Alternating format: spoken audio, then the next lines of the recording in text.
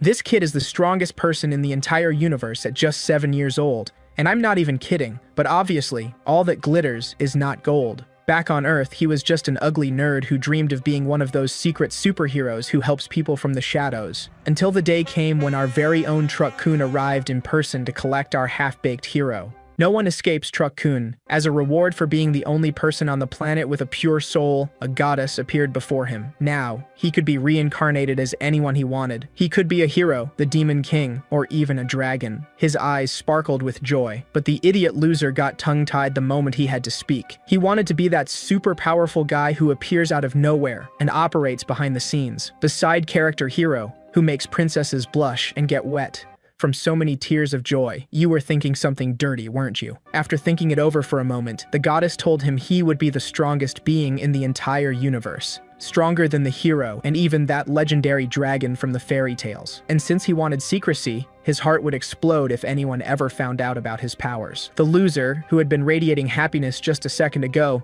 immediately realized there had been a misunderstanding. But the goddess didn't even give him time to talk back.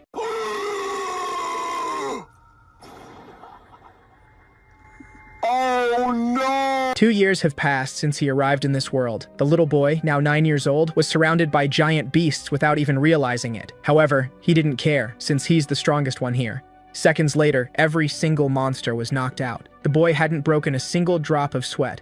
He just stood there, calm as ever, with his hands in his pockets. He spots another beast nearby. The creature freaks out and bolts. Urianin watches. Relieved, his heart didn't explode when the beast noticed his power. In a flash, he's next to the creature, takes it down, and bam, it's over. The beast drops, and he cheers. Finally done. He checks out the field. No more people or beasts. Mission complete. Urianin heads back to the village, gazing at the sky. Later, in a sunny village, a girl's voice calls his name. A redhead, cleaning up, asks where he's been. He calls her Ella, saying he had a stomachache. Ella's worried, says he should have told her, knowing he's weak and shouldn't wander alone. She also warns about wolf beasts around, so he needs to be careful. Urianin, feeling down, apologizes. 2 more kids join, saying they haven't seen any wolf beasts lately. They're stoked, saying it was hard to farm with those monsters, probably thanks to the priest's prayers. One kid hopes they never see those beasts again. Soon, a buff dude with brown hair grabs Urianin by the hair, calling him a brat. He tosses him against the wall, saying he shouldn't walk alone and asks if he gets it. Ella rushes to Urianin, worried. The guy says he took him in because he's young, but he's short, weak, and useless. Ella keeps asking if he's okay. Urianin groans, faking pain. Keeping up the act, he apologizes to the guy who looks after them, thinking his mission to hide his powers is a win. The guy orders the kids to sweep, and they all agree, dashing off. The director's all, "Yo, everyone got the song down? If not, you're wolf chow." Outside, near the square, kids are sweeping the street, singing about being happy, even though they're orphans. Forced to sing, they try to keep a straight face, saying they're being cared for and happy. Urianin and Ella jump in, thanking the villagers for sharing food with the kids. Some villagers gather round, loving the kids' song, like it's the latest TikTok trend. People say the kids are doing it out of kindness, super impressed, calling the director a legend. A villager promises to hook the orphans up with chicken, and the kids are glowing. While munching on a feast, the director's living it up with chicken and meat, chugging beer. The kids, though, only get boiled potatoes, and Urianin's not having it. He asks why they're stuck with potatoes and eating on the floor while the director's having a party. A little girl asks Ella why. Even with chicken, they only get potatoes. A boy next to her's like, "Shush and eat, it's better than starving on the streets." The little girl gets bummed, and Urianin, all fired up, curses the director, teeth clenched. Ella grabs everyone's attention and whips out boiled eggs, a special treat for dinner. The orphans are shook, drooling, not used to something so tasty. Ella's all, "Got these eggs from the lady who gave chicken. Let's eat before the director spots us." Everyone's hyped, cheering Ella, and an orphan's like, "I want to eat now." Urianin's thinking he hasn't had eggs in forever, drooling, and Ella calls his name. She offers her egg to Urianin, saying he can have it if he wants, but he hesitates. Ella insists he's too skinny, and the director might kick him out if he loses more weight. Urianin's like, "Nah, I'm good. You eat your egg." Ella gets annoyed, trying to make Urianin eat, saying he'll get kicked out if he doesn't, but he resists. Ella's stomach growls, and she gets all embarrassed. Urianin laughs. "Go ahead, eat." Smiling, he looks at Ella, remembering when he first got here. A memory pops up. Urianin in the village, being called a rat and getting roughed up. A man tells him to scram from the shop because he's scaring customers, and Urianin's left on the ground. The man threatens to finish him if he shows up again, and Yurionin thinks being an orphan is the worst. No protection, dangers everywhere, and people are fake and mean. He thinks he chose this, but it's tough going solo until a random girl shows up. She says he must be an orphan, crouches, introduces herself, and offers a potato, asking him to come with her. Ella explains the director's not great, but he'll have shelter and food there. Yurionin's skeptical, and the girl's stomach growls with hunger. Hand in hand, near the orphanage, the girl asks the director to take Yurionin in, promising he'll work hard. Back to now, Yurionin looks at Ella with shining eyes, admiring her kindness. He takes the egg from her hand and makes her eat, saying they'll go to magic school together. Yurionin explains the school takes anyone and heard they feast on awesome food there. Hearing this, the other two orphans get pumped, saying they want to go too. Ella, like a big sis, hugs the three kids and says they'll all go to magic school together. She mentions they'll enjoy big meals and study instead of working hard. Finally, she wraps it up, saying they'll beat this together and head to magic school as a fam. After a bit, the director calls the kids, saying he's got good news, and they all gather round. The man announces Ella's getting adopted today and asks everyone to cheer for her. Yurionin's stunned. The girl starts crying, saying sorry for not being able to stay and take care of everyone. The two boys, not Yurionin, tell her not to talk like that. They're happy for her. But the director keeps going, saying he's got more news and calls Yurionin. With a creepy look, he says Yurionin's been picked as a sacrifice for the wolf god and congratulates him. Ella hears this and freaks out, saying that's not what was promised. She was supposed to take care of Yurionin if she agreed to be adopted. The man, with a scary look, asks Yurionin why there haven't been wolf beasts lately. Our hero says he knows, but the director cuts him off, saying he's wrong. They feed the wolf god regularly. With a devilish grin, he reveals the beast prefers the taste of kids. The director's all, Yurionin's too weak and tiny to be a great worker. Instead, he's like, his sacrifice will save the village, and tells the kids to give him props. Yurionin's thinking, is this why the director keeps the orphanage? She gets super desperate, begging to swap places with Yurionin, pleading for his life. A punch is coming her way, but the dude hesitates, saying he can't damage his goods. Still, he orders her to zip it, making her super nervous. Threateningly, he warns if she speaks up again, Yurionin and the others will be wolf chow too. Finally, the director orders all the kids, except Yurionin, to start sweeping pronto. Elsewhere, Yurionin's rocking a flower crown, wondering what to do next. Bored, he's like, should I take down the wolf god and go on a secret quest? Someone calls his name, and when he looks, Yurionin's jaw drops. By the door, Ella's there with a fresh haircut walking over. Concerned, Yurionin's all, what's up with you and your hair? Ella laughs, asking what he thinks, and says she cut it to match him. She says there's no time to chat and tells him to swap clothes with her ASAP. While taking off her coat, she says it's girl's clothing, but it'll fit him since he's slim. Yurionin's startled, asking why this is happening and why she's doing this now. Smiling, Ella looks at Yurionin and firmly says she'll be the wolf god's sacrifice. Hearing this, Yurionin's shocked, asking if she knows what being a sacrifice means. With a sad smile, Ella says she knows because her little brother was one. Our protagonist is stunned, and Ella says when she first saw him, she thought her brother was back. The resemblance was uncanny, and because of that, she felt the need to protect him. The boy hesitates, shocked by the info, only saying the young girl's name. Ella holds back tears, not wanting to see her brother's life taken again, and asks the boy to flee fast.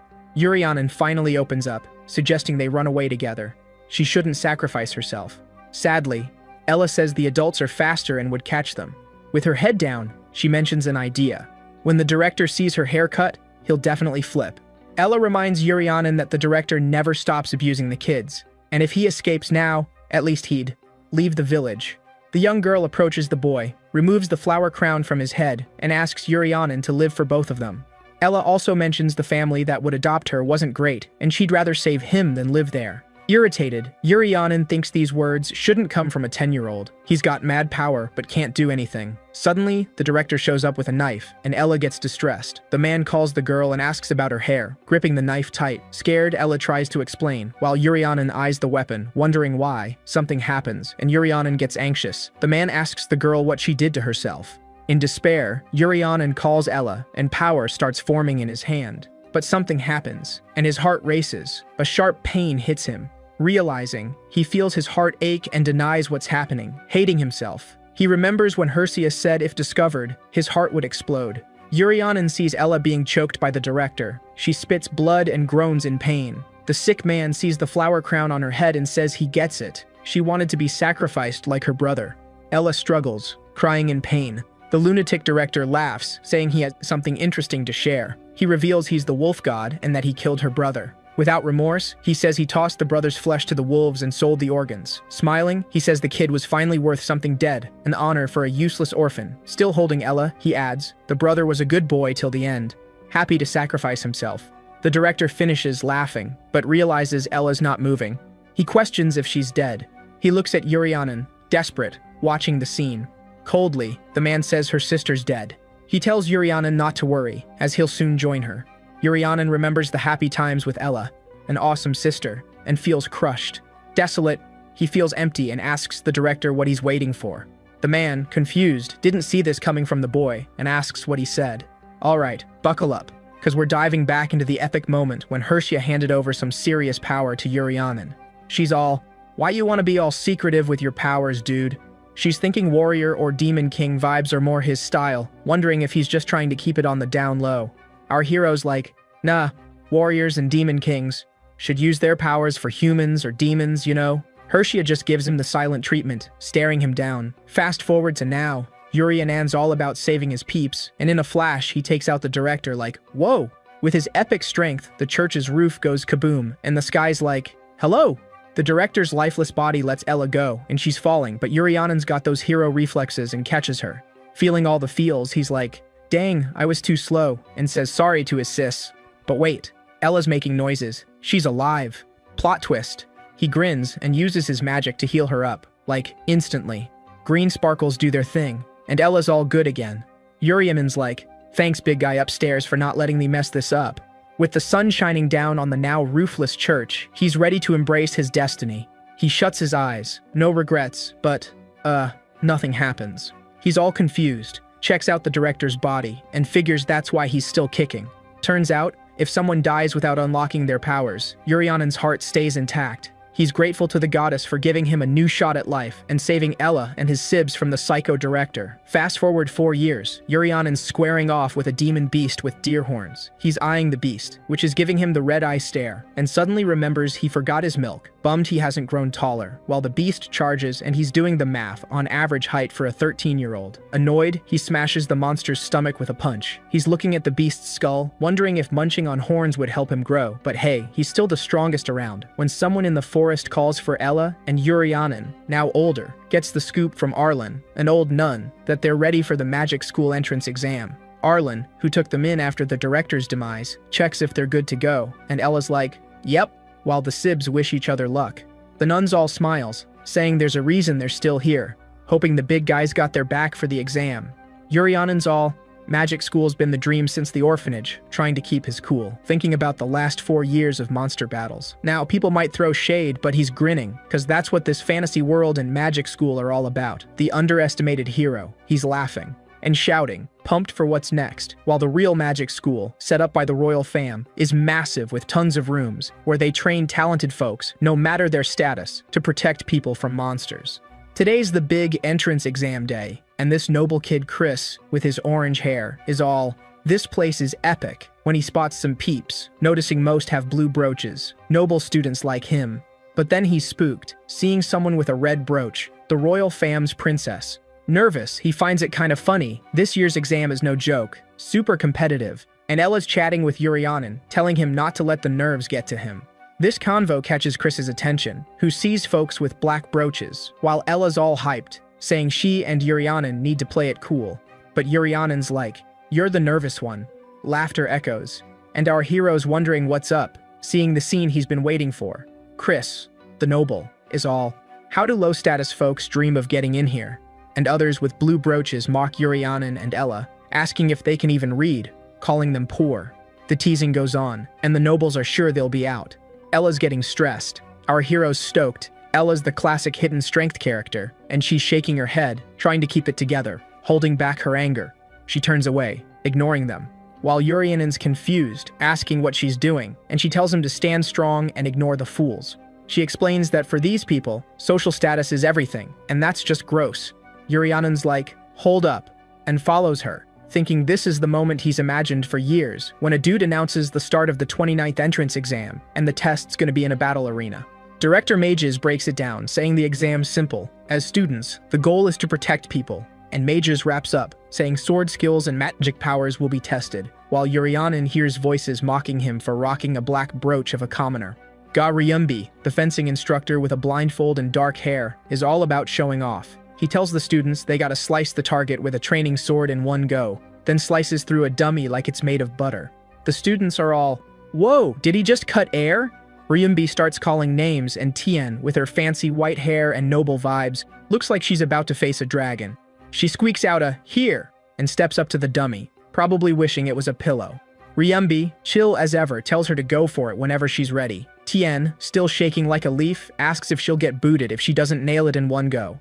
Ryumbi's like, "Nah, we ain't expecting fireworks from you." He adds that she's on the same level as the other kids, so no pressure to be a sword-wielding superhero. Tien gets it kinda, and swings at the dummy, but it's more of a love tap.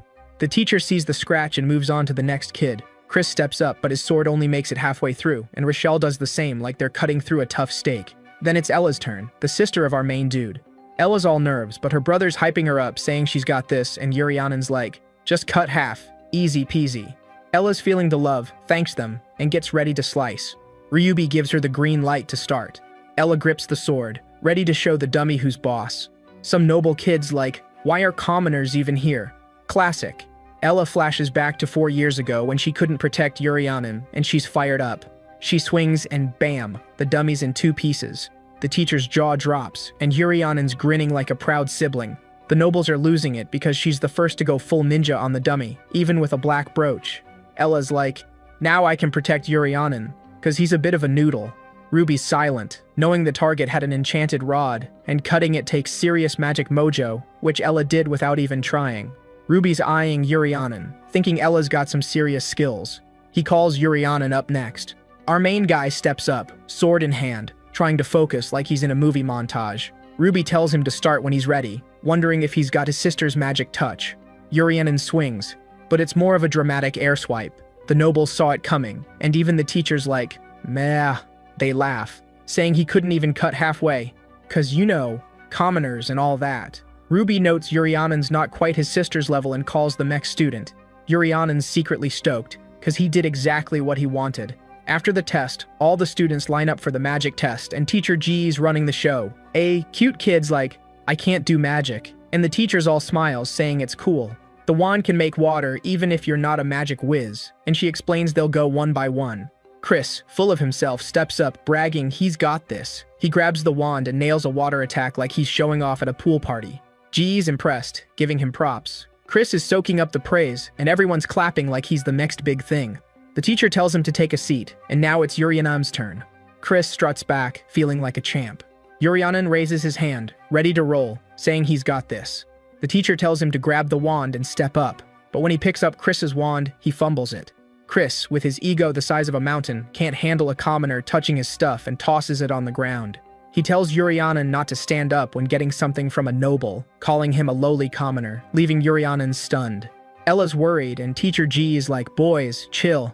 Yurionin bends down, telling his sister it's all good, thinking, "Thanks to this jerk, everyone's watching me."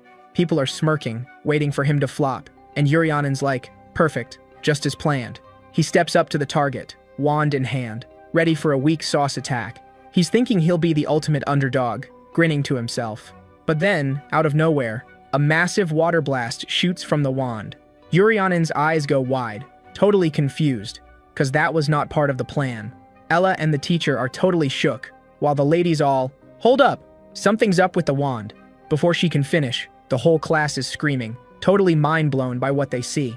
Our main dude is sweating bullets, thinking, "Oh no, not this." He checks out the wand, realizes he accidentally snapped it, and is like, "I'm so toast." Seeing a regular kid break a magic thing, everyone's jaws hit the floor. The nobles, Yurionin and Sis, and the teacher are just standing there, speechless. Chris and his crew are all, "What just happened?" While the orange-haired nobles stressing about getting outdone. They're all wondering if the wand blew up because the commoner's magic was too strong, and Yurionin's like, "Uh-oh, we got a problem." A noble's all, "Maybe the wand was just busted from overuse." Chris jumps in, saying no way a commoner could wreck a magic tool, and our guy sees a way out.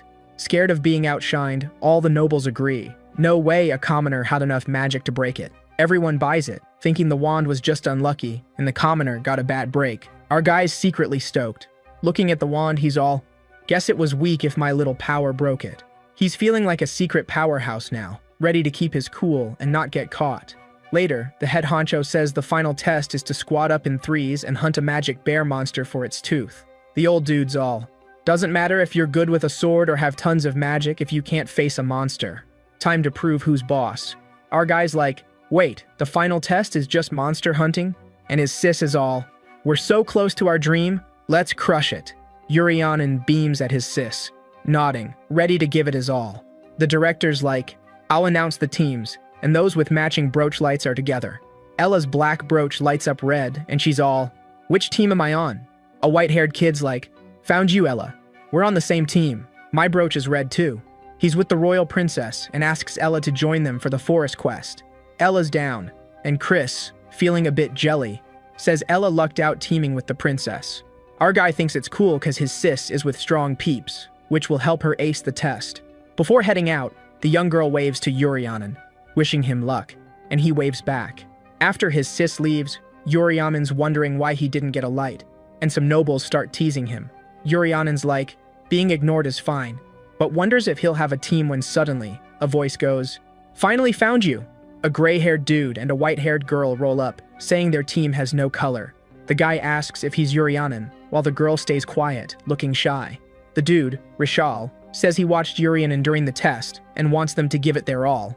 The girl, Kiem, introduces herself, but stays shy, and Urianen's relieved to have a squad.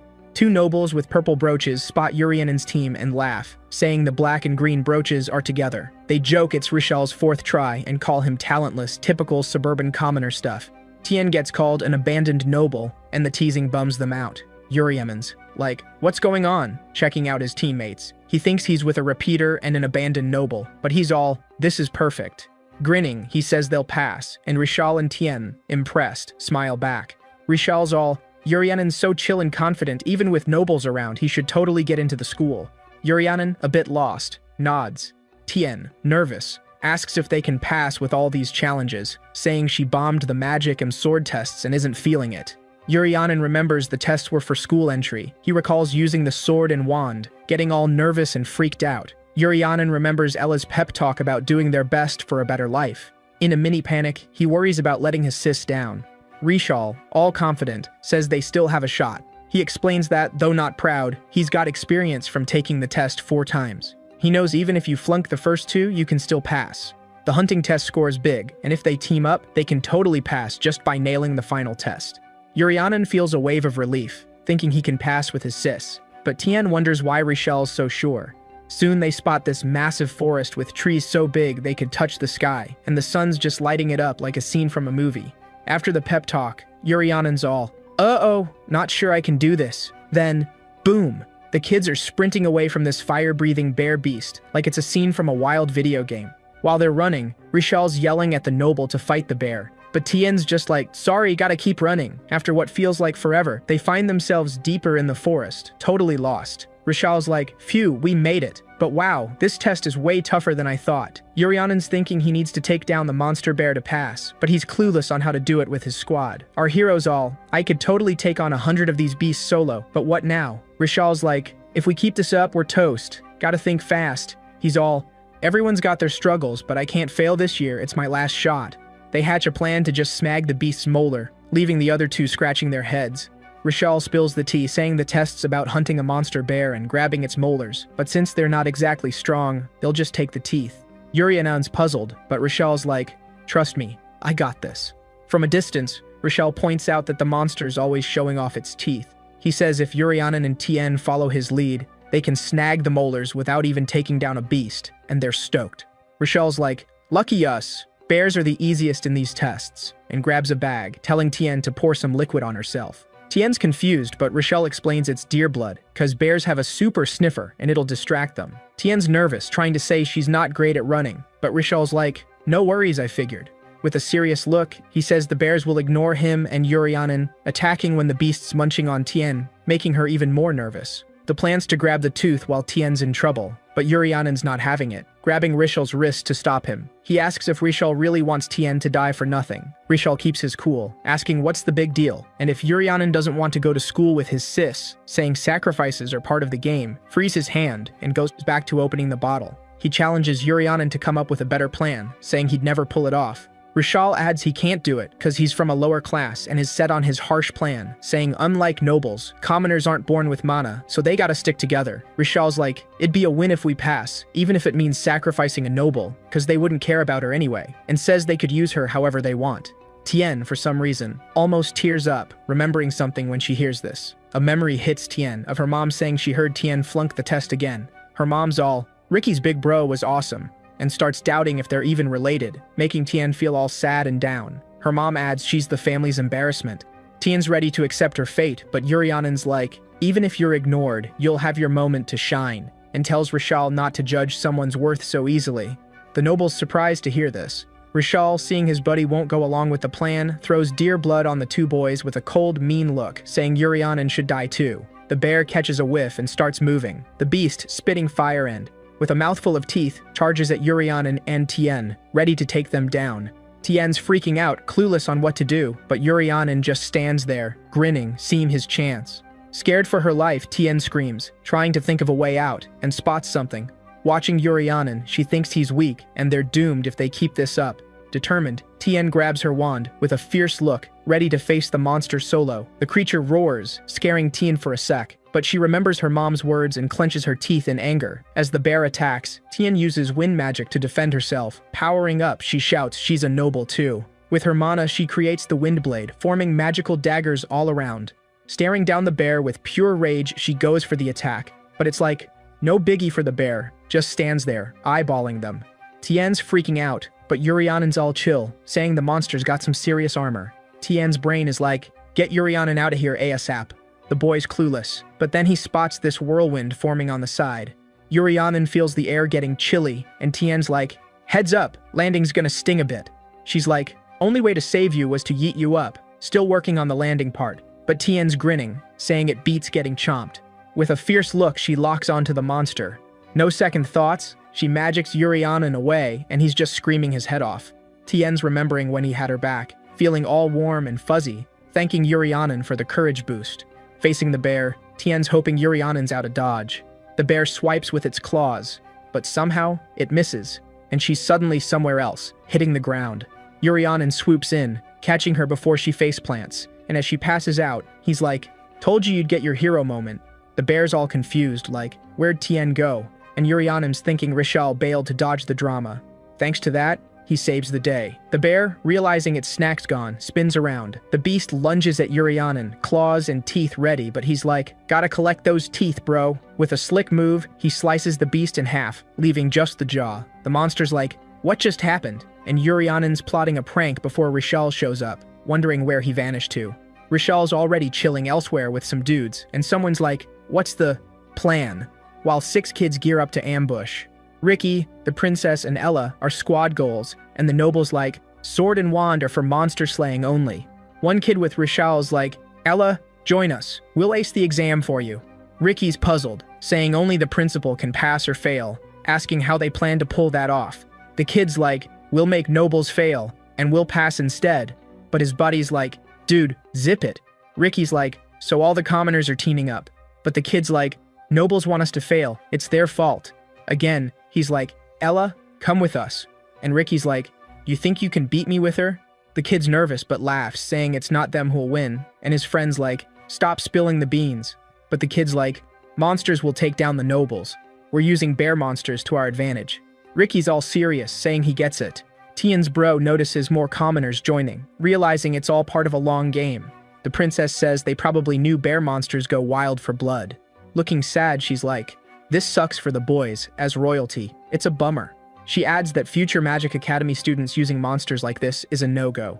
Switching to angry mode, she tells Ricky to catch them alive. She says those using the exam and monster traits to endanger others will face royal investigation. Ricky, sword ready, charges at the boys. Spinning his weapon, he knocks out 3 exam kids. The 3 commoners hit the ground, out cold, and Ricky faces the rest. Rishal, scared, tells the others to splash blood on Ricky. They do, but the blood just stops. Like magic. The glasses-wearing kid's like, how's that possible? Who did this? The kingdom's princess, using magic, tells everyone to surrender now. Saruti's like, plan's toast. And Ella's got a sword, staying quiet. The hero's sis thinks those two are epic, not needing to lift a finger. Rishal, watching his plan crumble, says this year was their one shot, and they'll never get another. Alright, buckle up, cause this story's about to get wild. He warned them, if they got caught, it was game over for everyone, and the two remaining commoners started freaking out. In a panic move, Rishal cut his own arm, hyping his friends to not throw in the towel. The boys, super ticked off, reluctantly followed suit. Seeing the blood flow, the princess wondered just how far they'd go for this crazy mission. Before she could even process, a squad of beast bears, mad from the smell, charged at them. Ella freaked out, spotting 4 bear monsters, clueless about what they were. Seeing the scary beasts, she wondered if kids like them could even handle such monsters. Rishal was all, we won't get caught that easy, cursing the nobles, while Ricky, chill as ever, activated his wind power. With one swift move, he sliced off the heads of the 4 bears in a flash. Rishal just stared as the bears' bodies hit the ground, and his plan hit a dead end. Ricky, all calm, said commoners shouldn't get hurt just because the plan flopped. They're kingdom citizens too. Ella, watching, realized this noble was on a whole other level. After a bit, all the commoners were tied up, and Rishal cried, bummed about the failure. Ricky, eyeing the boy, remembered his sister was in his group and asked where she was. Rishal's face turned creepy, and he started laughing like a maniac. He said both Ricky's sister and Ella's brother were in his group, still laughing for no reason. Creepily, he claimed Urianen and Tien were already toast, and the 2 boys were nothing compared to Ricky and Ella, adding the bears were probably licking their bones, leaving Ella and Ricky spooked. Rishal wrapped up saying if they were lucky, maybe one was alive, and the princess immediately sent Ricky after them, saying there might still be clues. Desperate, Ella chased after the boy, calling for her brother, but the princess told her to stay put. Shaking with worry, Ella stopped right away, cause it was a royal order. But she wanted to know why. The girl, with a frosty look, said her little bro was there too, and she had to save him no matter what. With a sad face, Saruti said she got what it was like to hear something might have happened to family, but she couldn't go. Coldly, the princess said the girl would just mess things up, and Ella stood there for a bit.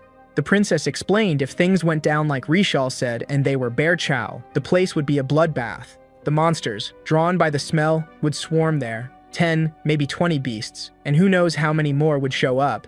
Saruti said Ricky was skilled enough to take them all down, but fighting bears while protecting the girl would be tough even for him. She asked the girl to trust Ricky and wait. Ella hesitated, gripping her sword tight, calling her brother's name. After a bit, Ricky, with his white hair, dashed towards where he thought his sister was. He saw Tien on the ground, clutching a monster bear fang, but something made Ricky stop fast. In front of him, our hero was rocking a knight's mask. Looking to the side, Urianen wondered what was going on, as he wasn't the same glasses guy who attacked them before. Ricky noticed the boy wore a black brooch, so he was probably part of the group that attacked the princess. Seeing his sister out cold, Ricky wrongly thought the masked dude was the bad guy and demanded how he dared. The hero charged at Urianen with his sword, but Urianen quickly blocked him. The swords clashed, and our hero managed to stop Ricky's attack, who wondered how that commoner blocked his strike. Urianen said a surprise attack was risky, trying to chill things out. Ricky thought his reaction speed was insane. The white-haired boy asked if Urianen thought he'd get away clean after attacking his sister. While thinking the secret student powered up his sword with mana, our hero, behind the mask, said it wasn't him. Urianen asked Ricky to chill and listen, saying he got the mix-up, but he wasn't one of them. Before he could say more, Ricky used his wind power, catching Urianen off guard. A wind lion attacked the small boy, who managed to dodge. Our hero warned Ricky it was dangerous, thinking the attack almost cracked his helmet. Tien's brother seized the chance to get to his sister, casting a windshield around her for protection. Ricky said someone sketchy with a helmet was with his knocked-out sister, plus being a commoner, raising suspicions. Alright, buckle up, cause this story's about to get a glow-up. So Ricky's all, nah, this kid ain't one of us. Urianen's like, phew, thanks dude. Ricky spots the kid's ninja moves, dodging punches like a pro and goes, hey, I'm Ricky. The kid spins around. I'm with the Wind Spirit WI, eldest son of the Viscount, no biggie. Urianen, feeling grateful, goes, call me Urian Seungun, but it's totally a fake name. Ricky's like, Urian, huh? Cool, so got a question for ya. The kid's fuming, wind blades swirling. You know who messed with my sis? With all that wind power, our hero's like, dude, chill, the wind's annoying. I'll spill, but oops, I kinda erased her to keep her safe. Urianen's like, yeah, that was me. but Ricky's already ticked off. The kids all, I'm smashing that silly helmet, and charges in. Our hero's thinking, clearing up messes is tough, sighs, and rolls with it. He remembers meeting bear molars for the test, grips his sword, ready to rumble. Yurianin tells Ricky, we'll chat later, and bounces out of there. Tien's bro's like, whoa, this guy's speedy. Judging by his moves, he's at least an intermediate knight, but the Wind Kid's right there, ready to rumble. With his lightning sword, he's all, my sword's faster, and swings. But the masked dude's gone, and the air's sliced in two. Ricky's thinking he mailed it, but opens his eyes and poof, the kid's vanished, leaving him all puzzled. Before he can ask, he gets whacked on the neck and blacks out. And just like that, before he can even wonder, he's down for the count, mind blank. Yurianin's like, Ricky, you just hit a speed ghost, bro. After the test, the director's like, 29th exam's a wrap, chilling with teachers when an assistant's all, yo, some kids went wild with monsters, but the princess handled it. The director's like, nice work, team. And the magic teacher's all, these students are lit, but a pink-haired dude's like, nah, it was chaos with the commoners. The woman snaps, Jerry, zip it. School's about skills, not status. But the snobby teacher's like, it's all a show, and throws shade at the girl's dad. Gee's fuming, shut it, don't drag my dad into this. While the director's yelling, making the assistant's ears ring. Spill the rest. The assistant's like, 29 passed, here's the top 10, and everyone checks the list. First up, Princess Saruti, looking all Sakura with pink hair. Second, Ricky, Wind Spirit Clam, still shook by Yuri and Sungung, the masked dude. Third, Jade, magic swordsman, stoked to be top 3. Fourth and fifth, Sia and Moo, sisters whining about not being first. In sixth, surprise, it's Ella, our hero's sis, red hair and all. Seventh, Chris, minister's kid, whining about a commoner beating him. Eighth, Rizo, the troublemaker, grumbling about the test, threatening to go wild. Ninth, Hina, princess's biggest fan, gushing over Saruti. 10th, Goliath, with slanted eyes, calling Rizo a psycho. Tien, Wind Spirit Clan, checks the list, sees he's 24th, barely made it, thinks his bro's epic for being second, but no sign of Yurianin. Our hero's laughing nervously, sweating bullets, realizing he flunked the list, confirming it, thinking he got the bear molar but slacked in fencing and magic. Ella shows up, heard about the trap, glad you're okay, wishing she could have helped. Yurianin's like, no worries, sorry for the stress, praises Ella for 6th, mentions top 10 perks. Blushing, she thanks him, calls it luck, hopes for more next year, but our hero's like, next year? That's sus. Ella's all, not signing up this year, want to take the test with you next year, since their dream was to pass and hit up school together, but Yurianin's totally shook. Chris, the noble dude, hears this and cracks up, saying they can fail together, and even though he's super embarrassed, he keeps laughing. But Yurianin and Ella just ghost him, while Yurianin's thinking if he should give him a knuckle sandwich. Professor G's getting all heated, saying the results are whack and she can't deal, but the director's like, nah, this is what we expected, and his assistant's nodding along. G's all, not talking about the top 10, but how Yurianin didn't make the cut, while the director's assistant's like, Yurianin's Ella's bro, and even with the molars, seems he didn't do it solo. Ryumbi's throwing shade, saying Yurianin's fencing is meh compared to his sis, but G's like, nah, Yurianin's got mad skills they haven't even seen yet. The annoying kid keeps roasting our main dude. He's doing this totally clueless about what's about to go down. Cause our guy's patience is on thin ice and he's thinking about giving this dude a free nose job. Then one of the teachers bursts in with some urgent tea. The Magic Academy's decided to let one more student in after this test, and this news lights up hope in all the background characters. But plot twist, Urian gets in as an honorary student, even though he flunked. This instantly makes the other students green with envy. Like, how did a regular dude score such a win? Ella's over the moon hearing this. Now she can hit up school with her bro, and our guy's dying to know how this all went down. One teacher's scratching his head like, how did he fail when Urian's got mad talent? At his age, he's already flexing mana strong enough to smash a magic artifact. Plus, he's shown killer control over his power, stopping a sketchy situation from getting worse. Not letting someone like him in is a major L for the whole kingdom. The red-haired teacher's all, when the bear showed up, this kid would have been toast if not. For Tien, saying he still needs combat XP. But the teacher's like, that makes no sense. He'll get that XP at the academy, thinking Urian could be one of the top students. But this red-haired teacher's a total tool, getting salty about humble folks getting into the academy. And this dumb rant just fires up the teacher's rage, saying a teacher shouldn't be judging students by their background. As they're bickering, the old dude tells them to zip it, saying the academy's all about potential, not where you're from. He also trusts Professor Z's judgment, who's a big deal hero in the kingdom. If she thinks so, it's a sign this kid's talent shouldn't go to waste. Using his rector powers, he lets Urian in as an honorary student of the Magic Academy. But since he's in on special terms, he can't slack on his grades. Or else, he's out of there. But our main dude's still hyped. Ricky rolls up to him. Sure, the kid he met in the forest is Urian's height. This makes our girl suspicious, knowing he had to KO this dude in the forest. Thinking he's busted, Urian's getting super jittery. But Ricky starts recalling all their evaluations and our guy's performance. No way he got beat by someone like him, so he bounces. Seeing all this, Ella's clueless about what just went down, not knowing Urian's super relieved he didn't get caught. Next day, they're all at the academy. Our guy's sis is super jittery because they're hitting up the advanced class. As soon as they roll in, the other students are already there. Ricky and Surti, the top dogs in the test, are chilling together. The twin girls are there too, and all those extras just adding to the scene. Our main dude's sis is lost on where to sit, while Urian feels like he's back in elementary school. He's curious about what they teach here, since magic and sword skills are a big deal. It's gotta be different from his past life. Before they hit the room, they got hassled by Rizzo, whose life goal is to be a total pain to everyone. He barges in, and Urian's thinking this dude's about to get schooled by his fists. As the jerk strolls in, another kid jumps up like he's on springs. Chris says he's late, but the jerk's not vibing with that correction.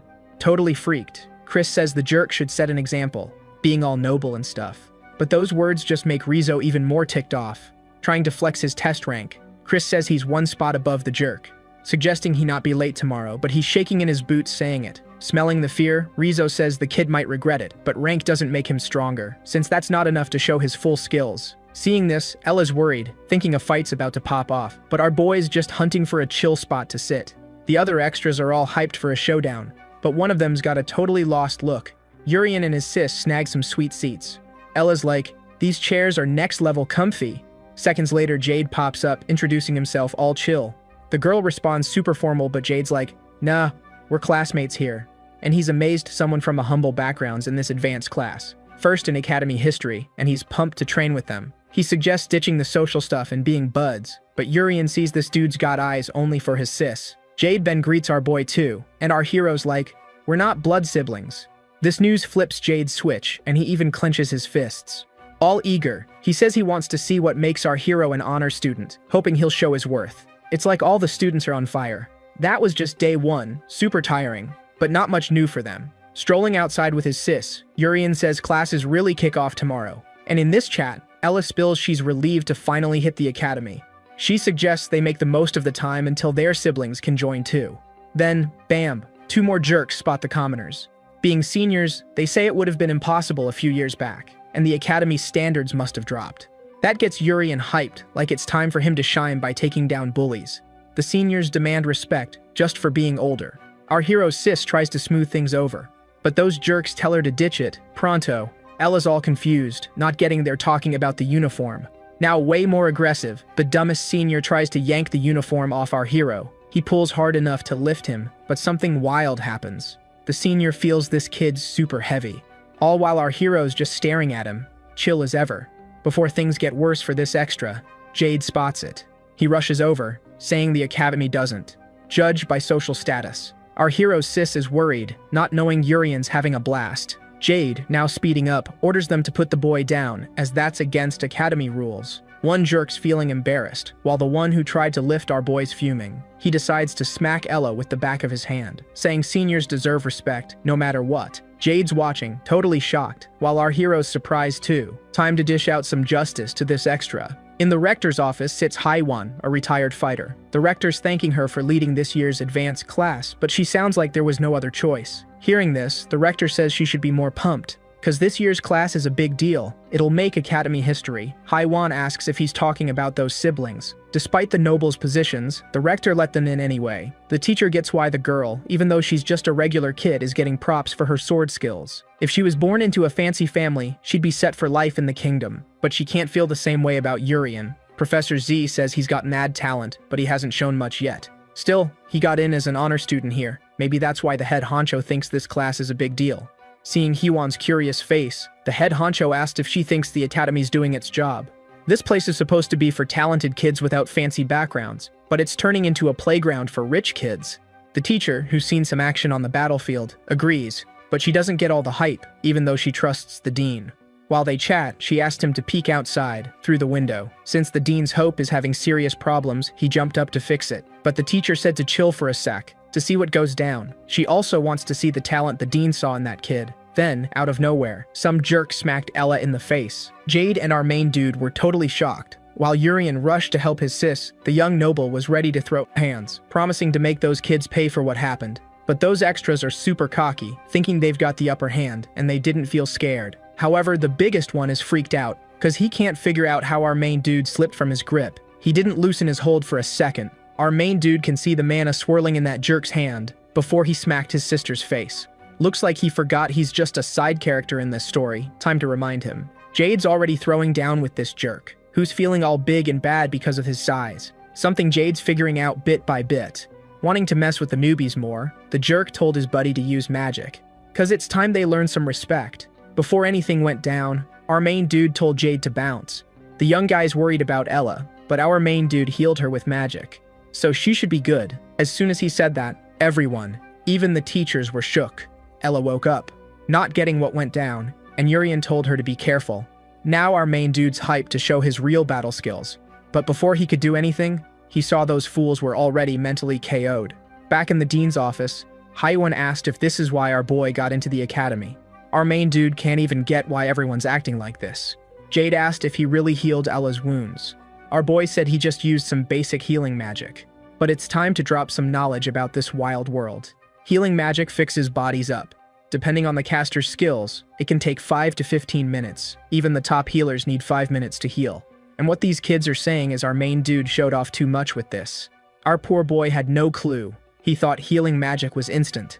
Finally, those jerks got why our main dude's the honor student, and Jade was mad, as Urian wowed Ella even more. As if that wasn't enough, the teacher told them to wrap it up. Cause student fights can get you in big trouble. Now our main dude knows who was spying on them, but his sis Ella didn't even notice. The teacher watched our main dude closely, and ended up smiling, agreeing with the dean. She let the students go, saying next time they'd be in trouble. The jerk's thankful for this, but promised he'd get revenge. Keeping up with the day's vibe, Urian's stoked they have their own rooms. Seeing his sister's room is super cool, but while he's happy, his sister's bummed. She didn't think Urian had such epic skills. Instant healing isn't a thing in this world. Urian tries to play it cool, saying it's no big deal. The girl realized that after graduation, Urian would move on to even cooler places, and this might pull them apart. This thought also makes our main dude a bit worried. Getting all pumped, Ella said she won't be left behind, cause her job is to stick by his side and protect him. She's also in the advanced class, so it's up to them to give it their all while they're here. Alright, so the first class kicks off, and the teacher's all, "Hey, I'm Haiwan, your guide for this year." Haiwan's got a rep. Some extras whisper she's a retired warrior. Our main dude's like, "Whoa, she's a warrior?" After spotting her the day before. The teacher's sure they're loving their private rooms. A sweet perk for the advanced class. Regular students, they get the basic stuff. But these guys? They're munching on the best grub, using top gear, all cause they're the cream of the crop. They gotta keep it up till graduation, earning mad respect from everyone. But there's a catch, the demotion system's in play. If grades tank, they're booted to the regular class, and she drops a bomb about last year. No one graduated from this advanced class, and she's curious who'll make it this year. Our hero's fired up, ready to crush it. The teacher grabs the chalk, starts scribbling the first lesson. It's deja vu for our guy. He's feeling pumped for a killer start. This advanced class, it's a whole different ballgame, all about being the best, so class size changes. Thanks to this, they get those sweet perks. Graduation means a golden ticket to success, but mess up, and it's bye-bye prestige. Can our hero keep his A-game? The teacher kicks off the lesson. Our boy's grinning a bit. Some classmates, totally mind-blown. The teacher's showing them some basic math. One kid's like, "Why math at a magic school?" The teacher's curious about his magic goals. He's all, "Wanna be as strong as you and help the kingdom." She's impressed. But to get strong, magic's not the key. It's all about world knowledge. Use knowledge like a tool, and boom, personal skills level up. She conjures a tiny flame asking how to make it bigger. The kid's like, "Just add more mana." She makes the flame huge, saying he's spot on. More mana equals stronger magic. But what if Mama's gone? She asks the girl with funky hair. Nervous, she stutters. "Ask another mage?" "Nope, wrong. Hyuan's got another trick, no mana needed." She whips up some wind in her hand, combines it with the flame. The fire roars bigger. Our boy, with his past life smarts, gets the combustion basics. The teacher's like, "That's knowledge. Don't just focus on mana." Now time for a super easy test. Everyone's scribbling away. Tests on. Time's up. Teachers checking answers. 3 nailed it, extras crossing fingers. First perfect score, Surdy. Second, shocker, it's Rizzo. The snobby noble's jaw drops, thinking Rizzo's just a show-off. Rizzo's all, "Can't believe that guy didn't ace it." For someone who's early and aced the test, he's a flop. Class rankings update monthly. Rizzo's chill about it. But he tells the noble to step up. He's lagging. Finally, the last name's announced. No shocker, it's our boy. Everyone's buzzing. Even his sister's like, "Whoa." Urian's trying not to crack up. He's a survivor of the hardcore Korean school system from his past life. Multiplication, child's play for him. Time for our hero to shine. He's the school's top talent. One extra's like, "Whoa, impressive." Jade's not backing down. Teacher's like, "That was easy, now for the prize." She uses magic, sending little emblems to the students. They gotta slap this on their clothes to show they're in the advanced squad. And with this badge, they can access all the cool stuff on campus, like the VIP meals just for their class. This news got our main dude super hyped. His sis is also blown away by how tasty the food is. Now they've got all the reasons to stick in this class forever. While they're munching on the meat like they're from another planet, they promise to keep their grades up. After everyone's stuffed, it's time to teach them how to hunt beasts. Unlike the morning test, this lesson affects their grades, and messing up could mean getting kicked out. Knowing this, Ella swore she'd snag first place. Since they're still newbies, the teacher said they're too young to hunt solo. She decided to bring in some seniors to help out. Among them were those bullies who bugged our main dude. The teacher said teamwork's key for this task, and our guy knew things would get tricky. The seniors realized if they didn't play nice, it would mess up the freshmen's grades, so they told them to behave if they wanted any help. Jade's super nervous and suggested to Ella and Urian to team up with the seniors for now, because he needs to stay in the advanced class. But that's a fact of life for all of them. Even so, our main dude doubts those two will play nice, even if they pretend to. Knowing his grades tied to those bullies' opinions, our guy started getting really ticked off. Then, he seemed to hatch a plan. He went up to the seniors to say something. He suggested a little wager. One of them wasn't into it, thinking our guy's just a cocky first year. To change their minds, Urian said he'd show what he's made of. Before he could do anything, one of those bullies got super mad. He grabbed the chest with the swords and chucked it far away, telling the freshmen to grab their gear quick. Cause it's time for a real showdown. If they lost, they'd cooperate. The biggest bully said the weapons are real, so they better be careful. Not even the teachers could tell if the injuries were from beasts or swords. Feeling scared, our guy couldn't believe the deal. So he asked if they'd really cooperate if they lost, which the extras confirmed.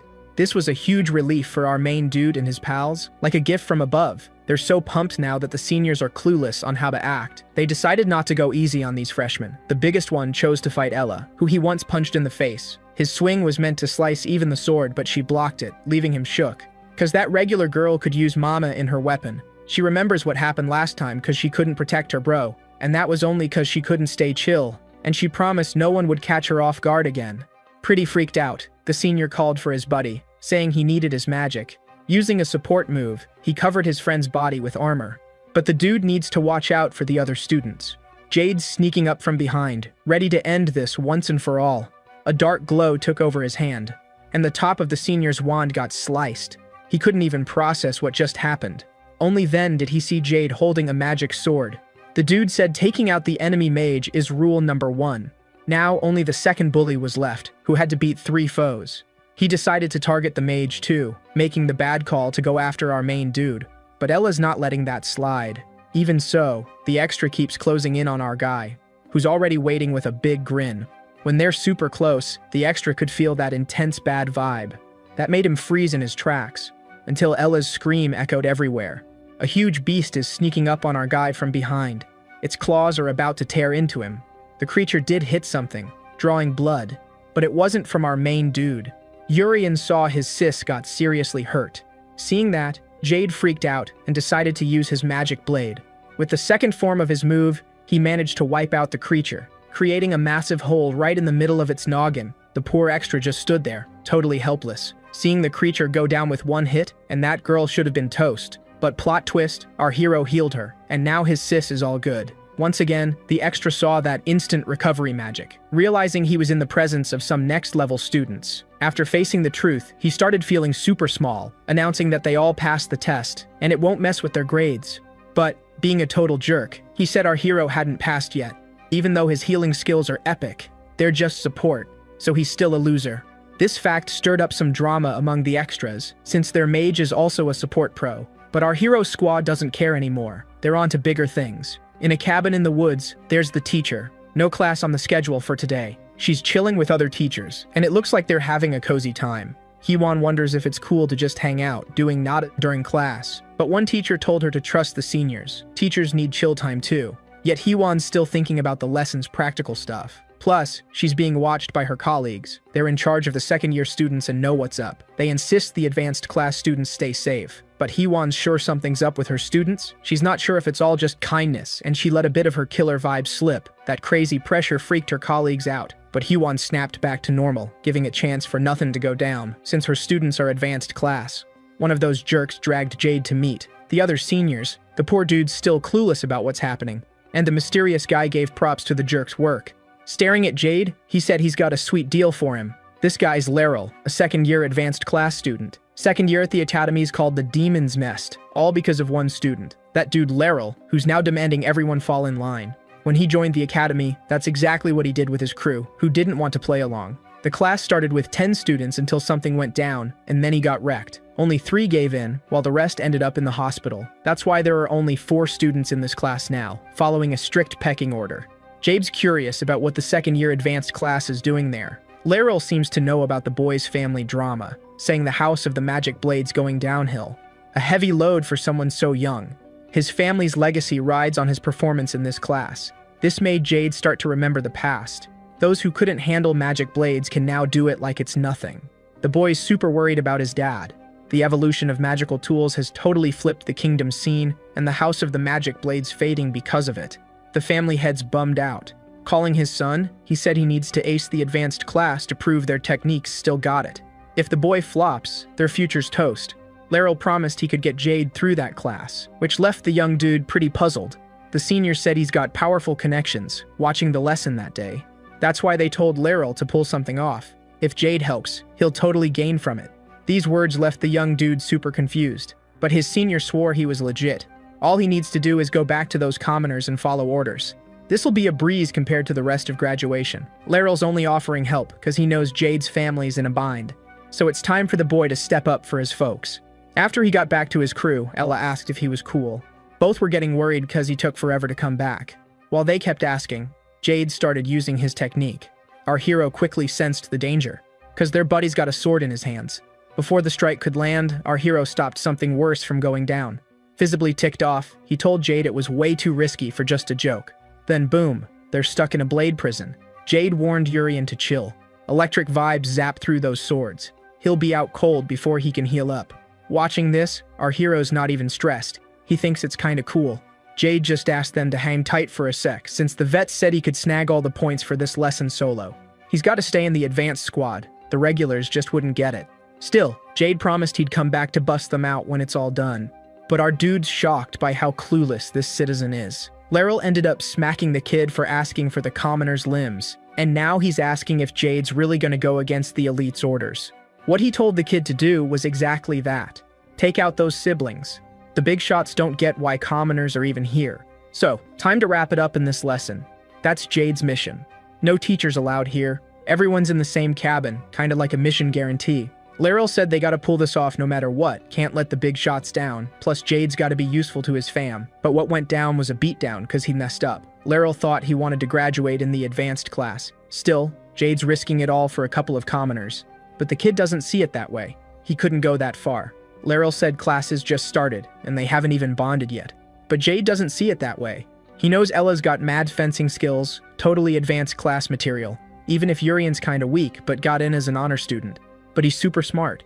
He'll help the kingdom level up. Besides his epic healing skills, he'll be a legend, curing diseases and all. These guys have a future in the Empire. Unlike the snobby nobles, these two can bring a bright future. Laryl wasn't feeling this speech, saying only doom awaits Jade's family. Now that he's defied the nobles, his family's downfall is a done deal. This includes his innocent little sibs. The kids started thinking back to his sib's hype about him getting into the academy, thinking their big bro's the real deal. But what's bugging these kids is if this news will make their dad happy again, cause they miss those days. Jade was shook by this and said things will change soon, since he'll graduate in the advanced class, no matter what. Laryl keeps being a jerk, trying to sway Jade, saying it's not wrong to put family first over the kingdom's future. No matter what, those commoners are toast today. No teacher's gonna save them. Time to face the harsh truth.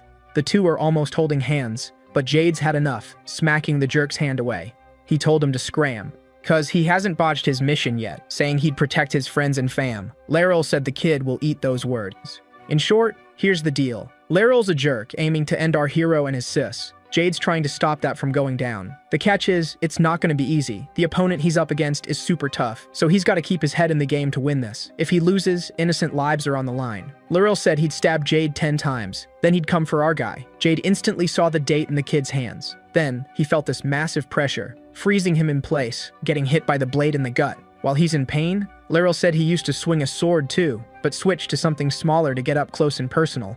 After tossing the kid's body aside, he said only 9 stabs left. His crew knows Laryl's got a skill that freezes opponents. When they gave in to this kid, it wasn't by choice. No other way out. What he does in a fight is a full-on attack. Laryl said in 10 seconds, he'll stab again. Jade's realizing time's zooming by, but he's still stuck like a statue. No clue why. So, he whips out his magic sword, ready to rumble. He tries the 4th move, turning it into a whip, hoping to smack the jerk. But nope. Still misses the mark, and, surprise, surprise, same old story. Jade gets hit by the knife, frozen in place. While he's down, Laryl's all smug, loving Jade's oh no face. In 10 seconds, it's gonna be deja vu. Jade's gotta act fast, so he switches to the sword's 3rd form.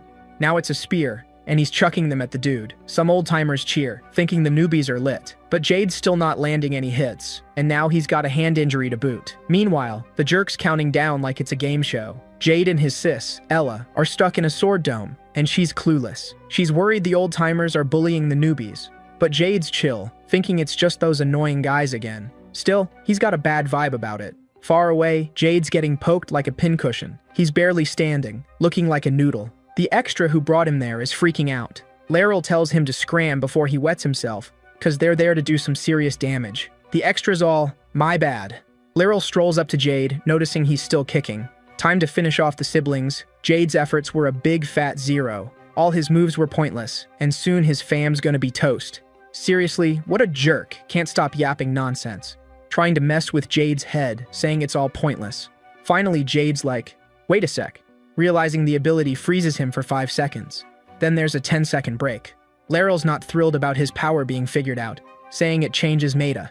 Super ticked, he stabs Jade again. Jade's in major pain. But Laryl's still clueless why Jade won't just give in, so he's trying all sorts of mind games. Jade spots a chink in the armor. The guy's relentless. Then he spills why he's going all out for regular folks, saying Laryl's probably never had a real buddy, and that's just sad, dude. Looks like he hit a nerve. Laryl's ready to go full psycho, but before he can use his dagger, something wild happens. The weapon's tossed away. Jade's just as confused. Then a familiar voice chimes in, asking why he's hogging all the points. Urian jokes his buddy should try acting, then heals him up. Jade's shocked his pal showed up. While the old-timers are baffled by the instant healing, Laryl's not digging the surprise party. Our hero says this jerk's not going home in one piece, especially with that mug. Time for a lesson in real violence. But Laryl's oddly happy about it. Saves him the trouble of chasing the guy. All he needs to do is finish him off now. But our hero's too cocky, ready to smash this extra's face. Before the showdown, Jade calls his magic blade, using the 2nd move, creating a wild spiral. Laryl's not thrilled seeing Jade backing at him, realizing he's healed up fast. Jade's curious why his buddy's here, but our hero knows his friend should know when to bail from danger, even though he was hurt bad. Urian's unsure of his buddies. Really okay, but Jade assures him the healing's top-notch and Ella's safe. Princess Surti's got her back. This news is a huge relief for Jade, but Laryl, the big-headed villain, hates being ignored. While Jade's spooked by the tension, our hero starts roasting the villain. Truth is, there's a killer vibe in the air. Jade warns his buddy to bounce ASAP, cause this guy's way more dangerous than he looks, but our hero's just here for the thrill. Laryl declares none of them are allowed to run. Once again, the paralyzing power is back in action, freezing its victims. Jade's clueless about who's next on the hit list, and that's got him sweating bullets. Danger's closing in fast. All he can do is try to whip out his magic blade, crafting a shield to block that sneaky dagger. Jade quickly figures out he's target numero uno, but after blocking the attack, Leryl's rage meter hits max. Our hero, watching his buddy's moves, is hyped. It's seriously cool. Leryl knows he's got to take down Sword Boy first, hence the shield. But after another knife throw, he claims it's all pointless. However, our hero's not vibing with that. So he shoots the guy a serious glare. Channeling some dark, epic energy, he warns if that knife flies again, it's game over. That makes Leryl's blood turn to ice. Fear's got him locked. While Leryl's frozen, our hero heals his buddy again. Jade's still on edge, unsure of what's next, and suggests they bounce. But Leryl snaps back to his usual self. Game over, he says. His crew's got 10 minutes to finish them off. The extras are ready to roll with the plan, because they're all equally twisted. Jade's now extra spooked, forgetting about the squad. Escaping one dude's tough enough, but dodging all these clowns, that's a whole new level. Thinking about the mess, he realizes hope's a no-go. Summoning his bravery, he shakes off the fear. Action time. All he needs is an escape route. But figuring this out is getting trickier by the second, until our boy jumps in, saying Jade's done his part. Urian swiftly taps his buddy's neck. That seemed to flip his switch. Lights out. Playing dumb, Urian asks what just went down. One extra thinks Jade fainted from fear. Urian says his pal can chill now. He's got this. Ricky's waiting for the wrap-up. Our hero's taking forever. His sis is worried too, thinking something's up. Since Urian promised a quick return, the princess agrees. They can't wait forever. Time to search. In the woods, Leryl's hunting his targets. They vanished like ghosts. No witnesses allowed. But he's puzzled how a regular dude can run so fast with someone on his back. So he decides to end our hero's story. But then, a mysterious figure pops up, surprising him. One noble tells the stranger to scram. They're on a big mission.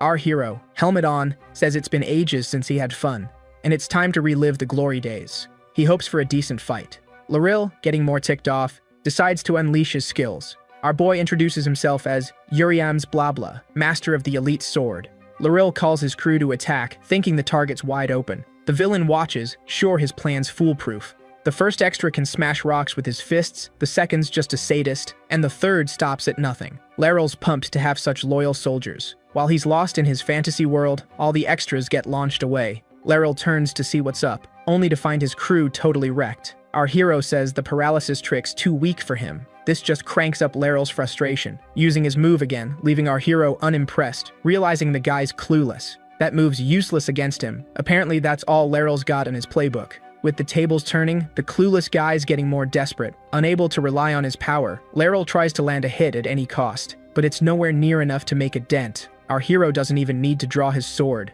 Eventually, he snaps the blade with his bare hands. Seeing that, Leryl's speechless, and our boy can't believe he's the top second-year student. This whole thing's a letdown. Always being underestimated, Leryl's boiling with rage, revealing it's been 4 years since he last wielded a sword. Now he thinks he'll show something brand new, and our hero hopes so too because he's itching for a surprise.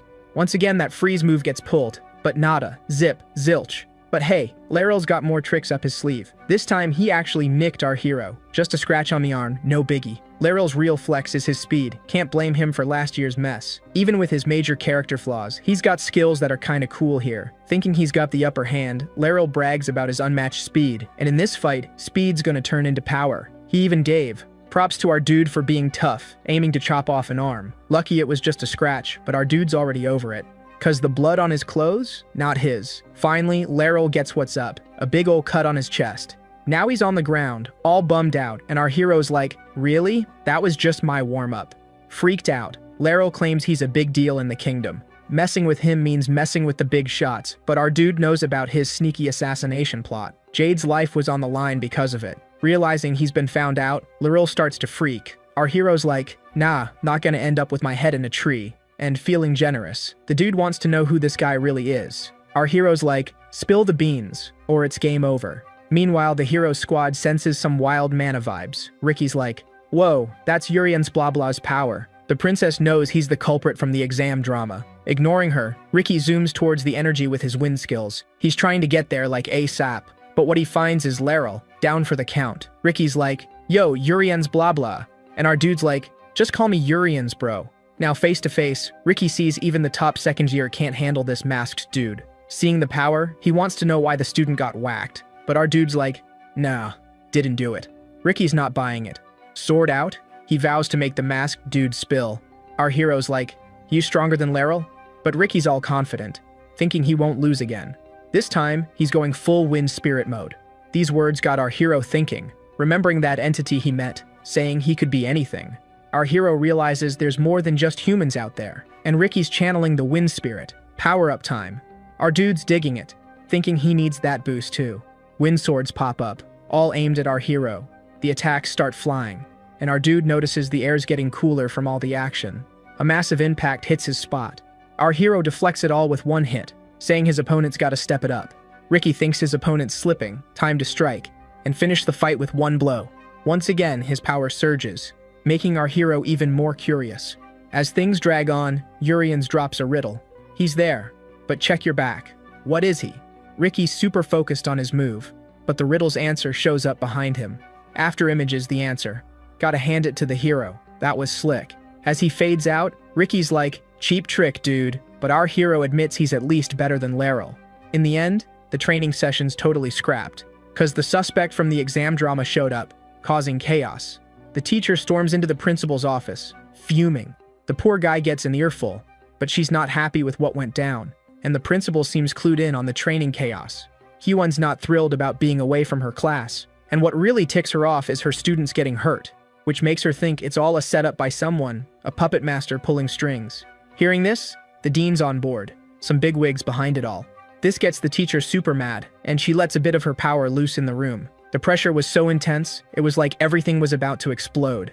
Hyewon's crossing fingers that the return isn't mixed up in this mess, or things are gonna get wild, and he mentioned she's not the only one feeling ticked off by it. The dean's super bummed about what went down with his students. He's swearing up and down he's not in on anything, but maybe the other teachers are, so he's grilling everyone. Thinking he'll crack the case soon, Hyewon's all about checking out the second-year classes that messed with her students. Right now, they're needing some serious TLC after getting wrecked by Uriem's blah blah. Now, the teacher's got this wild theory that Walter Annie from our crew might be an Empire spy. The dean's not saying anything yet, but he's all about figuring out who this person really is.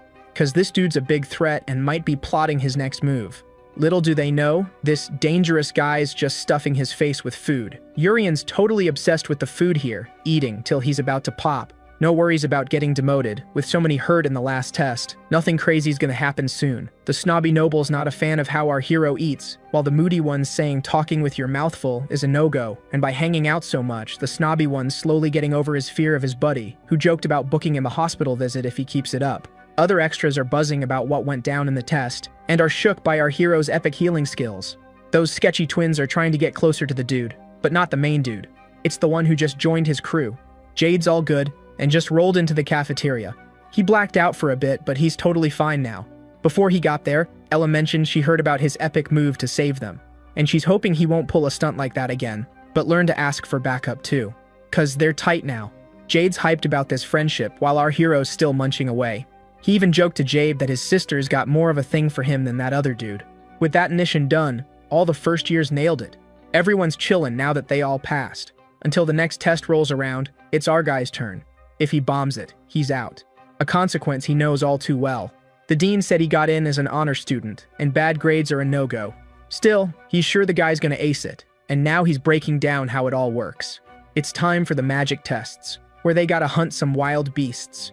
They're all heading into the forest of resilience, and snagging 20 points means they pass. The emo kid thinks this is a total waste of time and energy. The dean heard that and is gonna clap back at Rizzo.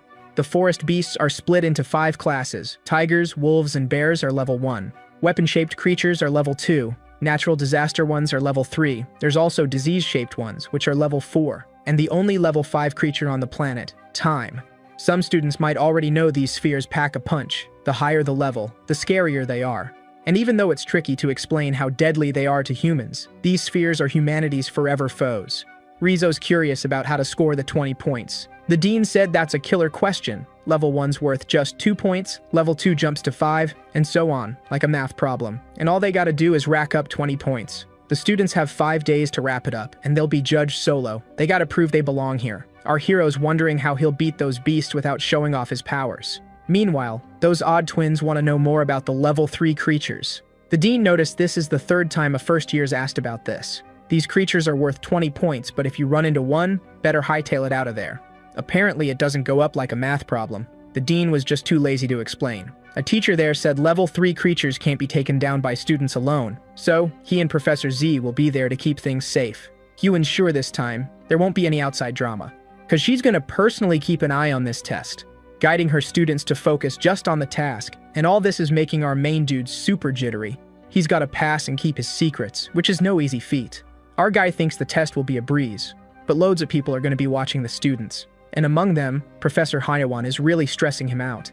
This snooty young noble rolls up, asking if Urian knows the test is solo, and in the end, all he can do is heal. Snagging those 20 points is going to be tough. His sis overheard and said she'd help him out somehow. But for Urian, maybe this will help him somehow. He's not stressing too much. The eye patch-wearing prof said he already sent the students to the forest. As soon as he heard this, the dean was super stoked. Using a crystal ball, the blonde prof is keeping a close eye on the princess. Those magical gadgets she's using are all synced up, so spying on everyone is a cinch. Holding one of those spheres, the dean's itching to see who passes first. That low-key prof, who's like a background character. That's on the princess. She's got mad skills. But the eye patch prof thinks Ricky's got it. He's a total standout.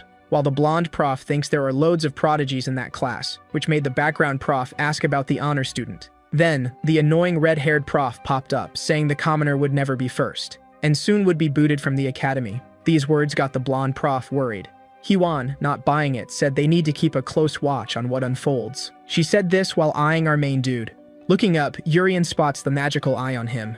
This is a real pickle. He's got to score without blowing his cover. For this, he needs to figure out the power level in this world, since, without knowing, his healing skills are just insane. Thinking about this, the boy started to ponder, without noticing a giant rat creeping up behind him. Urian found the creature's presence super gross, and the rat started growling at him, totally ticked off. But that didn't faze the boy, who's still being filmed. He quickly grabbed his wand, zapping a spell at the creature. The blonde prof was thrilled, sure that water shot was epic. Even the annoying supremacist prof had to admit the boy's got skills. Never seen anyone wield wands he made so well.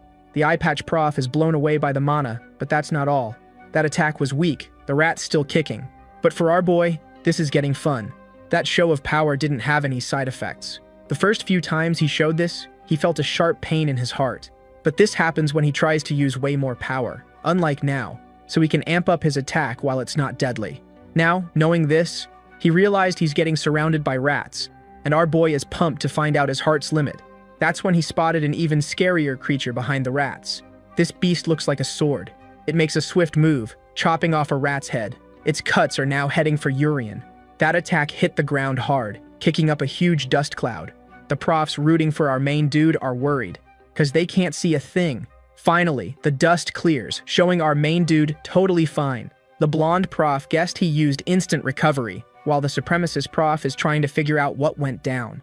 For Urian, that's just a level 2 creature, worth 5 points. He's curious if Ella's doing okay in this test. Elsewhere in the forest, the girls with Jade, and they're in a jam, because they ran into a level 2 creature, a monster shaped like an axe. Jade suggested they bail to find Urian.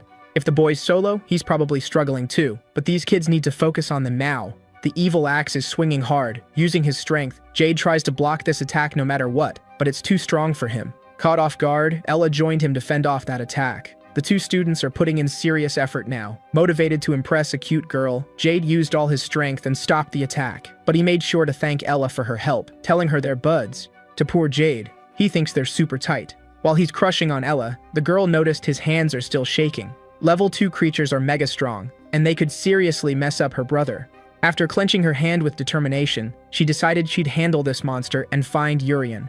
Jade was all in on this plan, thinking Urian might need backup to score points. Fighting this creature, they ended up feeling way more confident. The enemy might be tough, but it's not unbeatable. They want to see if they can take it down. But soon their plans got wrecked. It was total chaos. A level 3 creature just popped up. A hurricane. Time to bounce. In the teacher's room, everyone's glued to the test. Hwan hasn't stopped watching our main character. Each of those teachers is keeping a close eye on their students. And out of nowhere, one of those spheres started to crack. This left the blonde teacher super worried. That's not supposed to happen. An emergency alert is blasting through the room.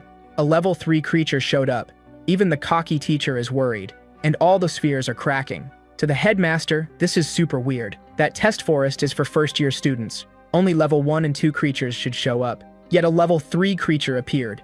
A pretty bad situation. The The headmaster immediately called for the teachers. They should head to each of the danger zones. Keeping the students safe is the biggest deal. They're the future of this kingdom. The hurricane that showed up is pretty ticked off. Seeing that massive creature, Ella started to freak out. She has no clue how they're supposed to take on something like that. Jade, seeing she's stressed, told her to focus up. He thinks the instructors are already on their way, so they gotta stay alive. Hearing this, Ella seems to have gotten her courage back, but she still can't stop worrying about our main character. Without realizing it, her body started to lift off the ground from the wind. Jade drove his sword into the ground and reached out to his friend, hoping to grab her. Finally, they managed to hold hands, but the winds are getting stronger. Jade tries to hold on with all his strength, and a mysterious glow appeared in the mist. The boy looked that way, super scared. He and Ella need to dodge this attack ASAP. A huge slash tore the ground and almost got them too. Luckily they dodged it, but things are still super tricky. Looking around, Jade realized things are only getting worse. They're surrounded by creatures. Ella also got up, trying to figure out what to do. Both decided to grab their swords. There's only one way out. They gotta fight. They decided to go for the level 2 creature. Jade immediately switched up his sword, making a big shield that blocked the incoming attack. Now he knows he can defend against that level 2 creature. While it was busy attacking Jade, it didn't notice Ella sneaking up, ready to strike. Her hit was spot on, but she didn't seem too happy about it. Even though it hurt the creature, it wasn't enough. They need to hit it again. Jade came up to her and said not to worry. The boy is super determined. He remembered a chat with his mom about risking himself for the family's future. Jade thinks he's ready for this and isn't scared of what might happen. But after thinking a bit, his mom said he's wrong. He doesn't need to sacrifice himself for the family. He needs to use his power to protect himself and what matters, not carry the whole family's weight. Jade remembered during the fight with Laryl he held back a lot, scared of making his family a target for those weird nobles. Even so, he was ready to sacrifice himself to do what's right, even getting help from our main character. He also heard kind words from Ella, who was worried about him. The poor guy is also thinking about his siblings. Jade now overflows with determination. His potential is skyrocketing. He used the first magic blade move, totally slicing that creature. Seeing all this, Ella can't hide how impressed she is. She doesn't even know what weapon was used. It was so fast her eyes couldn't catch it. Jade is definitely awesome, but the young ones need to worry about the level 3 creature still lurking. Looking back, Ella saw the creature was super close. Jade told her to watch out. Both are now getting tossed around by the wind, and they're totally clueless about what to do. With just one gust, they shot up like a rocket. Then, boom, the freefall kicked in. If they hit the ground from this height, it's game over. But before gravity could win, our hero swooped in, using wind to break their fall. Even though Jade's landing was more of a faceplant, Urian can't hide his hype, facing a level 3 creature. Jade, with a headache, is just glad Urian's still kicking. He mentioned the instructors are on their way, and they gotta stall until backup arrives. But our hero's all about those points, suggesting they team up to take down the creature. Jade's mind is blown that Urian's serious, cause that's just wild. Ella's impressed, frozen with fear, while her bros got guts for days. Poor them. They don't know Urian's just thinking about the points, even though he's super strong. Facing the level 2 creature, our hero's only worry is flexing his power. The evil sword's ready to strike, and that rat's in on it too. Knowing he can unleash his power without a hitch, he wants to see how far he can push it. During his clash with the sword, he noticed the magic eye started to crack, until it finally shattered, meaning no one's watching this showdown. While the rat tries to pounce, our boy hopes his friends are okay. But he wasn't thrilled about the creature's interruption, so he had to teach it a lesson, taking the rat's head off with one swift move. Now he can focus back on the evil sword. Urian's worries just took a nosedive. With no one watching, he can start experimenting, and the sword's gonna be his test subject. The poor creature didn't stand a chance. It was toast in one hit. For Urian, using his power freely is pure bliss. As soon as the fight wrapped up, he heard a familiar scream, his sister's voice. In the teacher's room, the headmaster's stressing, asking Professor Z to fix the magic sphere. But she's clueless about how this happened to all of them at once. Something's fishy. Fixing these gadgets is taking forever, making her wonder what's going down outside. Urian's facing that level 3 creature, ready to hunt it with his crew. Jade and Ella are blown away by his bravery. In front of them, the creature opened its mouth again, blasting a massive gust of wind. That was enough to send Jade flying. The poor dude crashed into a tree trunk hard. Looking back, Ella saw what went down. And even though he was hurt, things got fixed real quick. Jade was healed by our hero's actions and is back in the game. Urian looks at his buddy with total confidence. Jade finally got the plan. They're not just beating the monster, they're hunting it. Fueled with determination, he teamed up with Ella to start fighting back. They know they got a hold. That creature using all they've got. Running from something like that is a no-go, and they learned that the hard way. Turning their backs on something so dangerous is a big no-no. Their only option is to go down swinging, doing their best to survive. Watching his friend's determination, our boy started to worry a bit. Maybe it would have been smarter to suggest they bail, so he could snag those points on the sly. It's going to be tough to beat the creature with his pals in the way. While he's pondering this, someone calls on the wind spirit's power. A massive sword appeared in the air. Ricky commanded the magic artifact to hit its target. That summoned sword pierced the level 3 creature. Jade and Ella, caught in the action, were shocked, while Ricky gave props for their bravery. They definitely have the heart of true knights. Our hero was bummed, thinking his 20 points got swiped. Jade wasn't thrilled with the help either, hinting Ricky snagged the points on purpose, claiming they could have taken down the creature solo, and to top it off, he showed off in front of Ella, Jade's crush. Our hero's backing this up because their buddy acted like a point thief. But then, plot twist, Ricky said they could keep the points, leaving our hero surprised. That dude was all, "I'd never slow down these talented peeps. They're gonna be the kingdom's MVPs someday." A year ago, things would have been different, but Ricky found a worthy rival. Then he was all, "Show me what you got right now." If they prove themselves, he'll hand over the points. No prob. Checking out the commoners, he knows Ella's got mad sword skills, and Urian's a magic whiz. And there's still the swordmaster Urian blah blah, the mysterious dude stronger than him. That's why Ricky's all about leveling up ASAP. Before they could blink, a creepy figure popped up behind them, asking if Ricky beat level 3. Everyone, except our hero, was like, "Oh no, we're doomed." That spooky creature was like, "I don't want to die." This made all the students kneel, swords at their necks like a bad horror movie. In front of our hero, they went all self-destruct mode, but our boy hit them with instant healing. Now he's heading for that creature, wanting to know who this weirdo is. The monster was like, "I'm the power that leads people to doom. Level 4 depression. Who knew real-life monsters were a thing? Mind blown." After that wild ride, our hero's squad is shook. Jade started to hurl. While Ricky's still piecing together what just went down, he's like, "Did I really just cut my own neck?" He also noticed the creature's got scars on its hands and neck. Our hero, though, isn't scared of this baddie, and the depression's trying to figure out why he's still kicking. Urian was like, "Those words are a bit much for this story." But the monster was like, "Just doing my job. People stop living when they meet me." Our hero's like, "No way this creature's for real." Still shook, Ricky went to our boy, saying he's got mad skills. Since he was the target, he knows the physical and mental damage got fixed. And that's a big win for the kingdom. Ricky's all in to protect the boy. Once again, he called on the wind spirit. The depression saw he's got a powerful ally. And the gray-haired boy's ready to throw down. Urian's still amazed the creature can chat with them. With its own brain and ego, the depression's definitely level 4, geared up for battle. Ricky's clueless about why that creature's in the forest. In a careless moment, the depression got close, saying it doesn't want to die. Once again, all the students are ready to go self-destruct. Blood started flying everywhere. Our hero, seeing all that, told the creature to knock it off. It still watches as the bodies squirm on the ground. Seeing the wounds heal, for the depression, that's no accident. Watching our hero, it realized its mission's changed. It needs to take him out before the others, as the boy's messing with its plans. But Ricky's like, "Not on my watch," trying to figure out how our hero resisted that attack. His magic resistance is epic, and Urian gave Ricky props, who's really number 2. But for that young prince, our boy's skills are hero level. This time, the depression's going for a hands-on attack. What Ricky sees is nightmare fuel. Before anything could happen, Jade busted out the magic blade. With that, he managed to nick the depression's arm. Even with a strong attack, it didn't do much damage. Freaked out, they're telling Urian to bail ASAP, but our boy is totally chill because he knows he can handle this anytime. But his crew doesn't know that, so Ricky's getting more stressed, using his wind magic to yeet them all from danger, which bums our hero out. Only then did he remember the gray-haired boy's Tian's bro. She could also use the wind to yeet him, despite everything. They're pretty alike. Now the depression's alone with its foe, who didn't bounce with the others. Ricky knows escape's a no-go for everyone. All he needs is to stall, as an ex-warrior's on the way. This didn't scare the depression. It just sees the boy as a crybaby. Ricky's hands are shaking. He's wishing for this to wrap up soon. Gathering all his guts, he called on the wind spirit again. The depression's ready for the hit. A huge boom happened. As the dust settles, the depression was like, "That's it?" For now, it hasn't gone after that kid directly, but Ricky's getting super freaked out.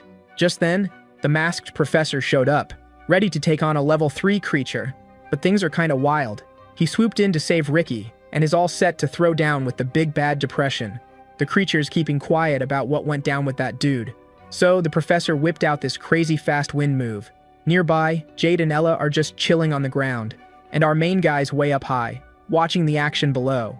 OMG, the professor's move turned him into a butterfly, and now, with his epic Winx princess wings, he's ready to rumble. Ricky had to plug his ears, cause this wind's making a ridiculous racket, all while the depression's just standing there, not moving an inch. The noise is intense, echoing through the whole forest. Until it hit the headmaster's ears, he knows the eye patch professor's in the mix. Trying to fix the magic sphere, Z's like, something's off. No way all the spheres got wrecked at once, making repairs a no-go. There's something even stronger out there, messing with the signals. Now the headmaster's starting to sweat. Using a magic call, he tried to reach Haiwan. Things are getting messy. A level 3 creature's popped up. Plus, the observation spheres are toast. Too many weird things happening. Maybe a level 4 creature's lurking. But the headmaster's clueless about what's causing this and thinks they're after the princess. The reason doesn't matter now. He's ticked off. Time to make these guys pay. He told Professor Z they gotta keep the students safe in the forest till the royal guards show up. All he hopes is nobody gets hurt this time, counting on the butterfly wing professor's power. The depression, seeing that, made it clear those butterfly wings won't stop it. Waving its hands all menacing, the depression said a butterfly's no match for it. Ricky started to stress, but the butterfly's too quick. It dodged the attack, and now it's about to grab its sword, swinging a clean hit towards the depression. Even so, the creature's got its hands free, grabbing it where the butterfly professor was, but it was just his clothes. The butterfly professor's still free, light, and chill. The depression quickly turned, trying to catch the butterfly's joy, but the butterfly professor's super speedy. That depression's too slow for him, and it can't beat his happiness. Ricky's watching the fight closely, realizing the butterfly professor's super fast, almost invisible. If anyone can beat the depression, it's gotta be this happy professor. Just when he was about to win, something went down. Poor Ricky fell into despair again, cause the butterfly professor stopped the attack, only to stab his own leg with his sword. He can't figure out why he's doing this. Realizing this is the power that makes someone give up, his butterfly wings vanished. The depression saw he's not as confident anymore, his happiness gone. A desperate feeling hit the butterfly professor's heart. He felt like his life was pointless, all his effort wasted. But using butterfly wings takes serious willpower. The professor bit his lip. With that, he got control back and asked why the depression showed up and what it's after. The creature saw the butterfly professor wants info. Since it loves to chat, it said its goal is to wipe out humans. Super worried, Ricky said the butterfly professor needs to bail now. He's already bought enough time for all the students, and the butterfly professor knew it was true. Time to be smart. He didn't come to the forest to beat that creature. No one's been hurt yet. Time to head back and report what went down. But depression was faster. And now, humans are stuck in their sadness. This scene for depression is pure art. It won't be long before they stop living. Depression decided to help by squishing them with its hand. Inside the academy's main building, Tien felt something happening to his bro, but depression's attack couldn't go down. Something showed up right then. A creature with 3 pairs of wings, the wind spirit, Wei, decided to make an entrance. The entity wasn't thrilled to see depression. Chopping off one of the creature's arms with its attack, it announced itself as the mighty wind spirit. Finally, depression started feeling, well, depressed. Alright, buckle up, cause this story's about to get wild. So, there are these 4 mega powerful spirits, and the wind spirit, total drama queen, super moody. Depression's all freaked out, apologizing like, whoa, didn't mean to step on your toes. But the creature knows spirits usually mind their own biz in other dimensions. So, it politely asks, yo, why you meddling now? Nature's forces here are run by these 4 epic spirits. The wind spirit, Wei, is the most selfish and complicated of the bunch. Depression's shaking in its boots in front of Wei. So, it asks, why you messing with my stuff? Wei's like, I'm not here to chat with someone so tiny. Depression's jaw drops like, say what now? Wei's all, humans gotta live, and if they do, I won't mess with your human drama. Depression's like, whoa, I'm negotiating with the wind spirit? All this over 2 totally useless lives. But Wei's like, nah, they're cute, and I dig good-looking humans. Plus, Wei's got beef with depression for being super ugly. The creature's thinking, this deal's whack. Spirits don't usually butt in. Wei's like, are you even a spirit to be talking this nonsense? Time to answer, or Wei's gonna go full-on destroy mode. Even depression's like, dang, that's some next-level selfishness. Risking it all for those 2 doesn't fit the big plan, but if they're spirit-worthy, they might be trouble later. Maybe it's best to end them now. Wei's watching, thinking, depression's a real dummy. With a flick of its hand, Wee wipes out a chunk of depression. Now it's just a pile of nothing after that smackdown. Wee's like, "You thought you were hot stuff, now face the music." Depression's gonna die 4 times for being a brat. The pain party ticks off. We only wanted to chat cause it's the wind spirit, and it does what it wants. Depression's reduced to a heap of nada, but it bounces back, ready to take Y's deal, saying it's got a mission here, claiming it's making a big sacrifice, but Wee's not having it, telling Depression to scram, and poof, Depression's gone. We sees the beasts are on the move again. Now it can hug Ricky, it's been ages, trying to wake the kid, just to hear him talk. When he wakes, Wee's all chill again. Finally, it glances over, spotting the butterfly prof, still not using its powers. Meanwhile, far away, some bad vibes are going down. Depression's back, ticked off from being dissed. No more time to waste in this forest. It's mission time, determined to wipe out all the students for kicks, swearing no one's leaving alive. After that tantrum, a power wave rocks the forest, but Depression's clueless about who did it. Then it spots the culprit. Our heroes found the monster. Urian's bummed for hesitating again, wanting to keep his powers on the DL. Depression's stoked, thinking it's found its first target. It says, "Fate's a thing, and you're done for." Time to feel real pain and lose all hope. Depression grabs Urian by the neck, saying he's about to know despair like never before. The more Depression squeezes, the more Urian's veins pop. But Urian's had enough. He grabs Depression's hand, rips it off like it's nothing, saying Depression's power is zip in front of him. The creature's bleeding out. It spawns a bunch of hands, trying to attack our hero. Fear spreads through the forest, even reaching Ella. But our hero knows how much power to show. So no more holding back in a sitch like this. With one punch, in true Saitama style, he takes down Depression. The rise of a level 4 creature, the first in ages, triggers an emergency meeting in the kingdom's capital. All this gets reported to King Brahitnus, and the rector's the one spilling the tea, saying Professor Borboleta and Ricky saved all the students. Both were found knocked out cold, and checking out the battle scene, it seems they got saved by the epic wind spirit. Marquis Drades picturing an intense showdown, thinking those other folks also hit up the battle spot. Poor them, they have no clue our hero's the real MVP here. The chubby Marquis is stressing about this beast's power, which has been chilling for ages, leveling up. They want to wipe out humanity, and if this was a showdown with a mega spirit, humanity's toast. The dude with the goatee told everyone to chill, since these fancy folks are still in front of the king. He's Marcus Sirtis. The guy with the long hair mentioned humanity's leveling up too. Every Kingdom Knight's got mad skills, as long as they stay alert. Humanity won't get wrecked by creatures like these. That's the Knight Commander. But his name's a tongue twister, so he's Kaiba now. The king's nodding along. Humanity's strength is all about planning and bouncing back. Now it's up to the rector to point out where the beasts popped up, so they can handle it, while Kaiba's on security duty, keeping everyone safe. Seizing. The moment, the rector brought up another topic, about the Academy's yearly games. The king's aware there's a showdown with the Empire's students. With all the chaos, the rector suggested pushing the games to next year. Some nobles think that's bonkers since it messes with the kingdom's tradition, plus the Empire's latest hype. They're already pumped for the games, especially after the level 4 beast drama. The chubby noble thinks delaying the games screams cowardice. Another noble mentioned they've been winning for 3 years, and the Empire's itching to even the score. But the rector knows level 4 beasts are brainy. That attack had a plan. The king just watches as the nobles start bickering, and the goatee noble knows if the knights are around, the creatures won't dare a head-on attack. The rector agreed. However, a level 4 beast went after his students. Hearing this, the chubby noble's asking if the rector thinks the kingdom's doomed if there's an attack, but the king told everyone to zip it, even though he gets the debate's importance. He said the games must go on, with all the necessary precautions. Delaying the games would give the Empire a chance to make a diplomatic move, considering the kingdom's current pickle. The king suggested they should hear from the students. This idea left the rector totally shocked, but the king wants a chat with Professor Borboleta and Ricky, who faced that beast. He also wants to talk to the honor student, our hero.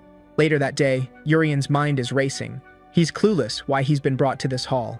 The king asked everyone to stand, praising their manners. Thanks to their bravery in battle, a bigger mess was avoided. It's our hero's first time meeting the king. Some nobles give the commoner side-eye. The chubby noble's kid flunked the test. Continuing his speech, the king said they'd be rewarded, but there's another reason for the gathering. In a few months, the annual showdown with the Empire's happening.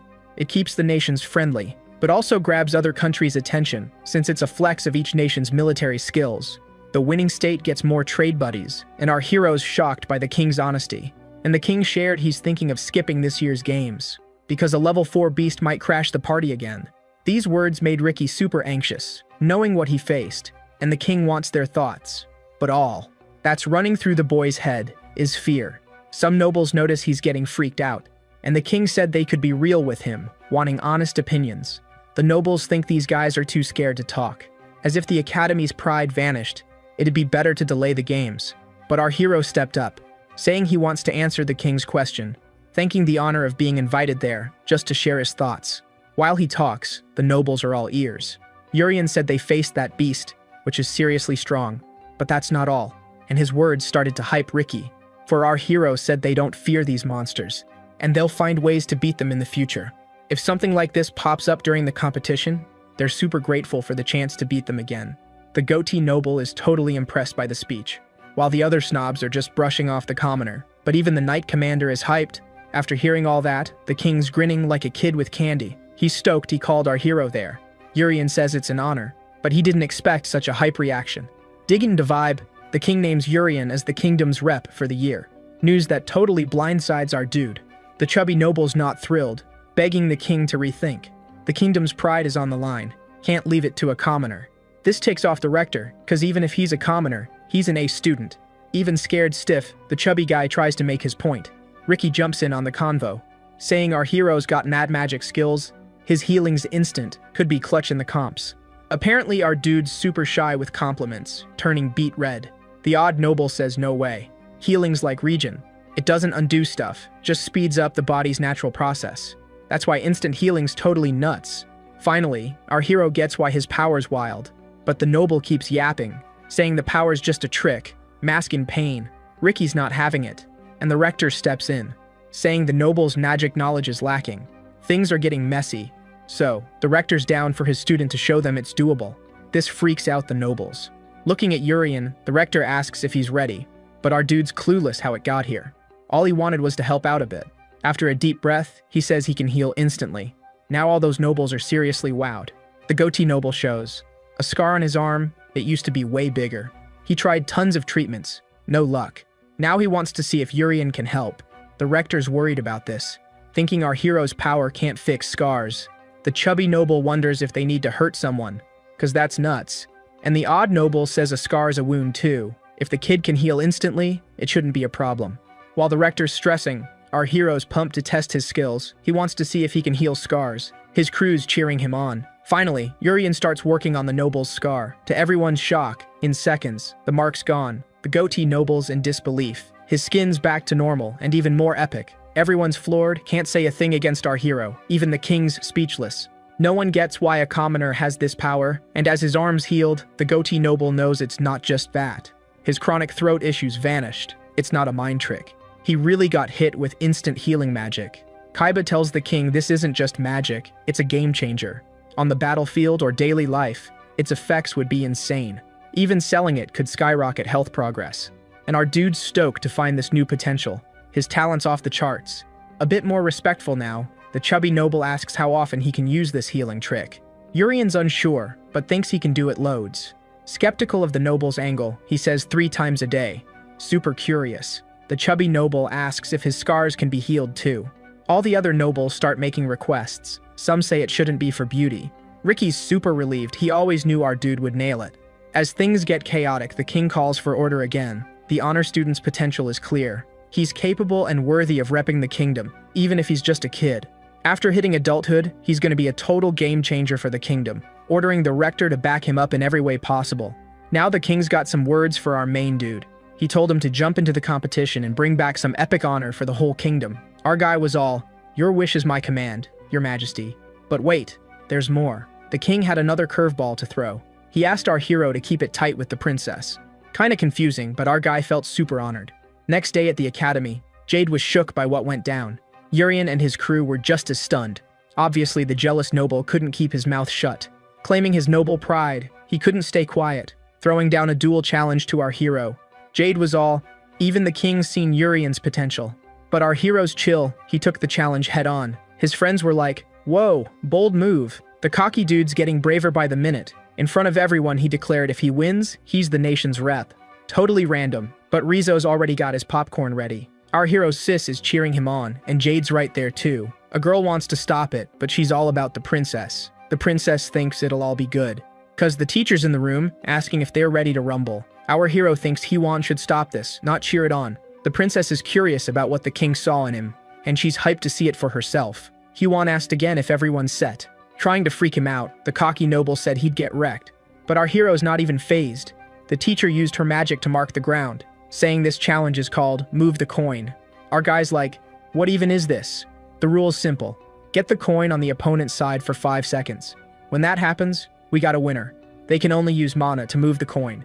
If it goes out of bounds, that student loses. Seems easy, but Rizzo's not buying it.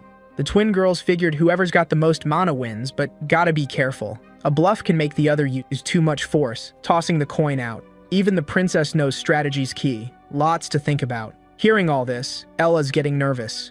The weird noble's pumped to put our hero in his place, but Urian's totally chill. He's got a plan. Time to show this arrogant dude what's up. Since he knows the game, he's got a strategy ready. He's gonna wrap the coin in his mana, leaving our girl spooked. This is his moment to shine, moving the coin to the other side and holding it down, just waiting to see the panic on the noble's face. Determined to give him the worst 5 seconds ever, the teacher told them to get ready. Starting the match, the cocky noble's powering up. His friends saw he's going all out. Rizzo said he'd do the same because commoners don't have much mana. But things are going differently. The coin's already on the cocky dude's side. Our hero acted fast. The teacher started the countdown. Just 5 seconds left, and the twin girls are shocked. The princess is watching everything closely. The arrogant dude's trying to move the coin, but nada. It's the same feeling he had during the exam. He's even more ticked, facing a mere commoner. Now, he's using even more power. A girl noticed the coins starting to move. Ella's worried, but Jade said no need to stress. Laughing, Ricky figured it out. Our hero's moving the coin. The proud noble was shook, seeing a letter carved on the ground. He has no clue what it means. Smirking, our hero said it's no big deal. The countdown started again. 4 seconds left, and the arrogant noble's getting madder. He's using all his strength. Even Rizzo's feeling bad for the guy. Surprising everyone, a blast happened in the middle of the place. Its epicenter, the body of that arrogant noble. His crew realized he's lost it. Jade jumped in front of Ella, trying to shield her. The teacher's worried too, cause an explosion's about to go down. Our main dude totally saw this coming. He just moved his hands all careful-like. And boom, as soon as he closed his fingers, everything flipped. The wild energy just vanished. Poof! Everyone was like, whoa, what just happened? Meanwhile, Mr. Arrogant Noble was about to faceplant from exhaustion. A divine figure was watching, and she was super impressed with our guy, cause he finally got how epic his power really is. Urian made it look like a piece of cake. Rizzo said it all kicked off with the noble's sneaky plan, but our hero used his mana to lock down the noble's mana. One girl was like, no way, that's impossible. But our dude did it, no sweat. During the entrance exam, he couldn't even handle his own mana. Back then, Teacher Z saw it all, and his heart didn't explode. Same deal now, but with Teacher Hyawan watching. Maybe the heart thing's a myth, but something's up when he goes full power. Now he's pondering what that lady said. His potential's tied to hero-level potential. Up in the sky, the winged woman saw he finally got it. He's right. His heart's safe unless he goes beyond hero power. Cause this world is pure chaos. It's got humans, demons, beasts, dragons, you name it. A wild ecosystem in a tiny world. If humans get too much power, the balance is toast. Our hero's power is here to bring peace. His journey is gonna be tough, but she's rooting for him. After the fight, our guy even healed Mr. Arrogant. Now that he's back to normal, he's clueless about what went down. The teacher asked if he accepts the duel's outcome, while Rizzo called him a loser. But the dude remembers zilch. Seeing our hero celebrating ticked him off, but he still admitted defeat, saying our hero's the winner. The teacher couldn't hide her approval, telling the student that owning up to mistakes is step 1 to leveling up. She also said he fought like a champ. Our hero can't say it now, but he's thankful for the battle. Finally, the kingdom's reps were picked. It's a big deal event. 10 students from each school face off. Haiwan will announce the 5 first years in this showdown. First up, obviously, is our hero. Even the king's a fan. Second is the princess, top scorer in the entrance exam. Then there's Ricky with super strong mama. Lastly, the twins, who barely got screen time, but now it's their moment. That's the squad the teacher picked. Rizzo wasn't hyped to rep the class, but he wanted to know Hee-won's selection criteria, cause he's sure he's stronger than the rest. And yeah, the teacher figured the extras would have questions. Being real with them, she said there's no real criteria. Except for our hero, all the chosen ones have something in common. They took down a level 3 beast during the exam. Jade was totally shocked hearing this. Ricky and the princess weren't the only ones. Even those twin extras pulled off something epic. The teacher said reps are usually picked by strict rules. But after beating dangerous creatures, that's all that matters. It's a seriously cool achievement. Before, only the current student council prez, Deus, could do that. The other extras were blown away, realizing their classmates are awesome. Ella was thinking about it too, after seeing a level 3 beast in the field. She decided to get even stronger, because she wants to protect our hero, who wasn't a fan of the uniform. One of the twins rolled up to Urian. All confident, she asked if he wanted to be hers. The offer was so wild, her sister was shocked, and Ella was fuming. But the girl was sure, with our hero, they'd be unstoppable. Promising marriage, making him noble too. But our guy was kinda grossed out. That's just nuts. Plus, marriage is for people who love each other. And she's way too young to be talking about that stuff. This response totally flipped the script. The other girl told our main dude not to diss her sis. But, turns out, his words actually made sense. The gray-haired girl was like, he's right, marry for love, and totally skipped a key part of marriage. This left the other twin totally shook. OMG, what a fab teacher. She looked awesome in those clothes and said everyone should dress up too. The extras are dying to know how she pulled it off so fast. Haiyuan said they're heading to the Empire, leaving the next day, but got a bit delayed because of that epic match. Our main dude's mind is blown, thinking everything's moving at warp speed. Arriving at this new spot, Ella's buzzing with excitement. Cause it's the Empire, a place they only heard about in stories. In the middle of the square, she caught whiffs of all these yummy smells. But Jade's the one who's over the moon. This is a once-in-a-lifetime chance. The teacher met them pre-trip, saying Z would be their guide. The reps left first. So Jade's totally alone with his crush. No main dude to mess things up. Overflowing with love, he asked if she ever tried grilled oysters. The Empire's known for its food, and the oysters are top tier. He suggested they try some, and Ella's all in for it. Jade promised they'd be quick, wanting to do his buddy a solid. Then this jerk pops up. It's the snobby noble, saying he prefers shrimp. All this is making Ella even more hyped. Finally, Jade realized the sky isn't made of chocolate. There's always a devil's envoy to bug him. Now he needs to grab his friend's attention no matter what, saying they could try a super rare crab, a dish as stunning as she is. But the snobby noble's got no chill. He wants to try the crab too. With fire in his eyes, Jade said the restaurant's for pairs only, telling the jerk to buzz off. Still being the pain, the snobby noble said he'd convince the owner to make an exception. The other characters are exploring the city. The snobby noble spots his crew, calling them reckless for wandering solo. But Jade just wants this jerk to vanish. But he got cut off. Some folks are saying they're too loud. Some poorly drawn characters just showed up, not shocked the noises from the neighboring kingdom. By their uniforms, Jade knows they're from the Imperial Magic Academy. The new jerks are super smug, noticing those students are from the advanced class. Looking at them, they think no one's got talent, cause there's a commoner there. Fed up, Jade told this extra to zip it, cause that girl's way more talented. This only made the extra even more cocky, eager to show off. Cause these poorly drawn characters are also from the advanced class of the Imperial Academy. But none of them seem to impress Jade's crew. In fact, the top student seems to be bald, even hiding his eyebrows. In this tense vibe, someone decided to step up.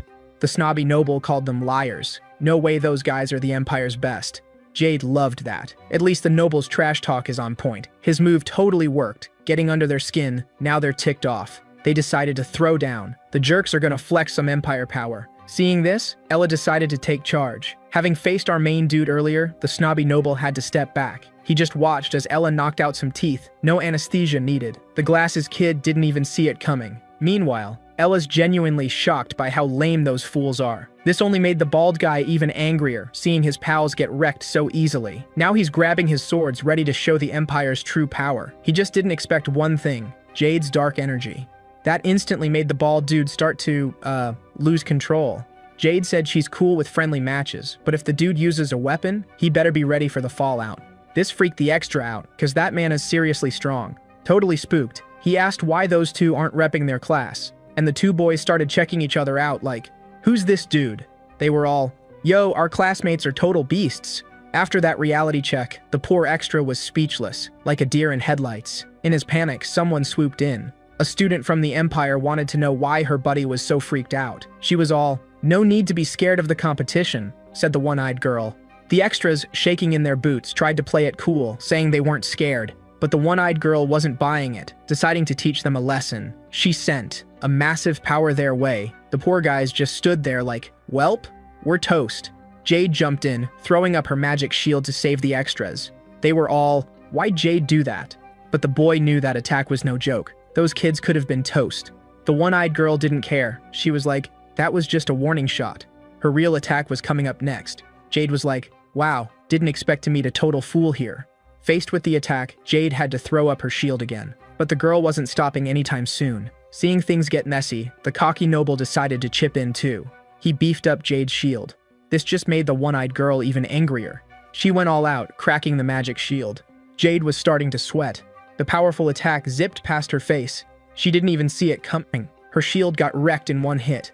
In the city center, people were all, "What's going on? Is there a fight?" As soon as they spotted the one-eyed girl, they started cheering her on, and she was ready to rumble. She was all, "I'm gonna bring despair to anyone who disses the Empire."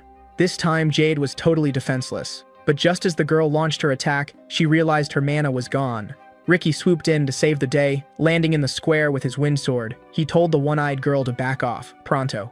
She had no choice but to listen. Once she backed up, she was all, "Who's messing with my fight?" because they messed with her mama. Ricky was like, "Yeah, that was me." But the girl knew he didn't get it. The mana that messed with her was way more powerful and dense. Not far off, our protagonist was there, looking anything but happy. Finally, the one-eyed girl figured out who did it. Now she wanted to take him on, full force. Hee-won showed up too, and her presence made the girl's heart skip a beat. Even though the teacher loved watching battles, she said to save it for the competition. The one-eyed girl knew it was the legendary Hee-won, but she didn't see her coming. After that, she decided to bounce from the square, with the extras tagging along. But the one-eyed girl promised those fools would pay in the competition. She wouldn't go easy. Ricky watched them leave, while our protagonist went to help his pals. Jade also figured out what went down. The girl's mana vanished in a flash. Something just like that happened at the academy. This got the boy thinking. Maybe our protagonist had something to do with it. The wind blade stuck in the ground was cracking. Ricky saw this and was shook. The girl hit her sword, but she didn't use mana, and still, the sword cracked. Knowing this, it was suggested our protagonist be careful in the matches too. Now they're all chilling in the social hall, inside a palace. Our protagonist and his crew were there, but he was just thinking about the grub. The bald boy was freaking out, thinking all those monsters were super strong. Urian couldn't stop eyeing the food. In that spot, someone went straight to chat with the princess, a third-year student named Deus. The princess was vibing with him, saying she's just a student, no need for formalities. Deus noticed she had grown a lot and looked super healthy, being the top student in their kingdom's academy. The gray-haired girl knew he was the only third year in the advanced class. Our protagonist thought his hair was wild. Hee-won was there too, but sadly, she had already changed outfits. All the students were gathered, the third-year rep, and 4 second-year students, who, like me, were wowed by Hee-won. Plus, there's our protagonist's squad, all 10 academy reps. Deus went up to the teacher, since it had been a minute since they last met, and she had high hopes for him. The lights dimmed, time for the opening ceremony to kick off. The hosts welcomed all the visitors. The person running the show is this professor from the Imperial Academy. For the past 7 years, this competition's been the go-to event, boosting kingdom friendships and giving everyone a chance to level up. But with the kingdom getting smacked by some nasty creatures lately, this year's competition might not be their jam. The professor said the Empire's students are super prepped, their army can take down level sim creatures, and they've got everyone's back, safety-wise. Then there's this Professor Jerry, who's all about himself, stepping up to the mic. While he's chatting, the Empire's dean is hyping up Jerry's speech. He's convinced he's got the kingdom right where he wants them. Jerry said they're here with 2 solid facts. First, and he's all sneaky about it, the kingdom's students took down a level 4 creature. A big deal, showing off their epicness. Second, and again with the sneakiness, the Empire's been losing for the past 3 years. And if they've learned anything, it's that they make awesome sparring buddies. Hoping they get stronger to protect others, you gotta hand it to Jerry. He's a jerk, but he's an equal opportunity jerk. Now that the speeches are done, it's time to party. The competition kicks off in 2 days. Hye-won's all about grabbing some grub, and our main character's leading the charge.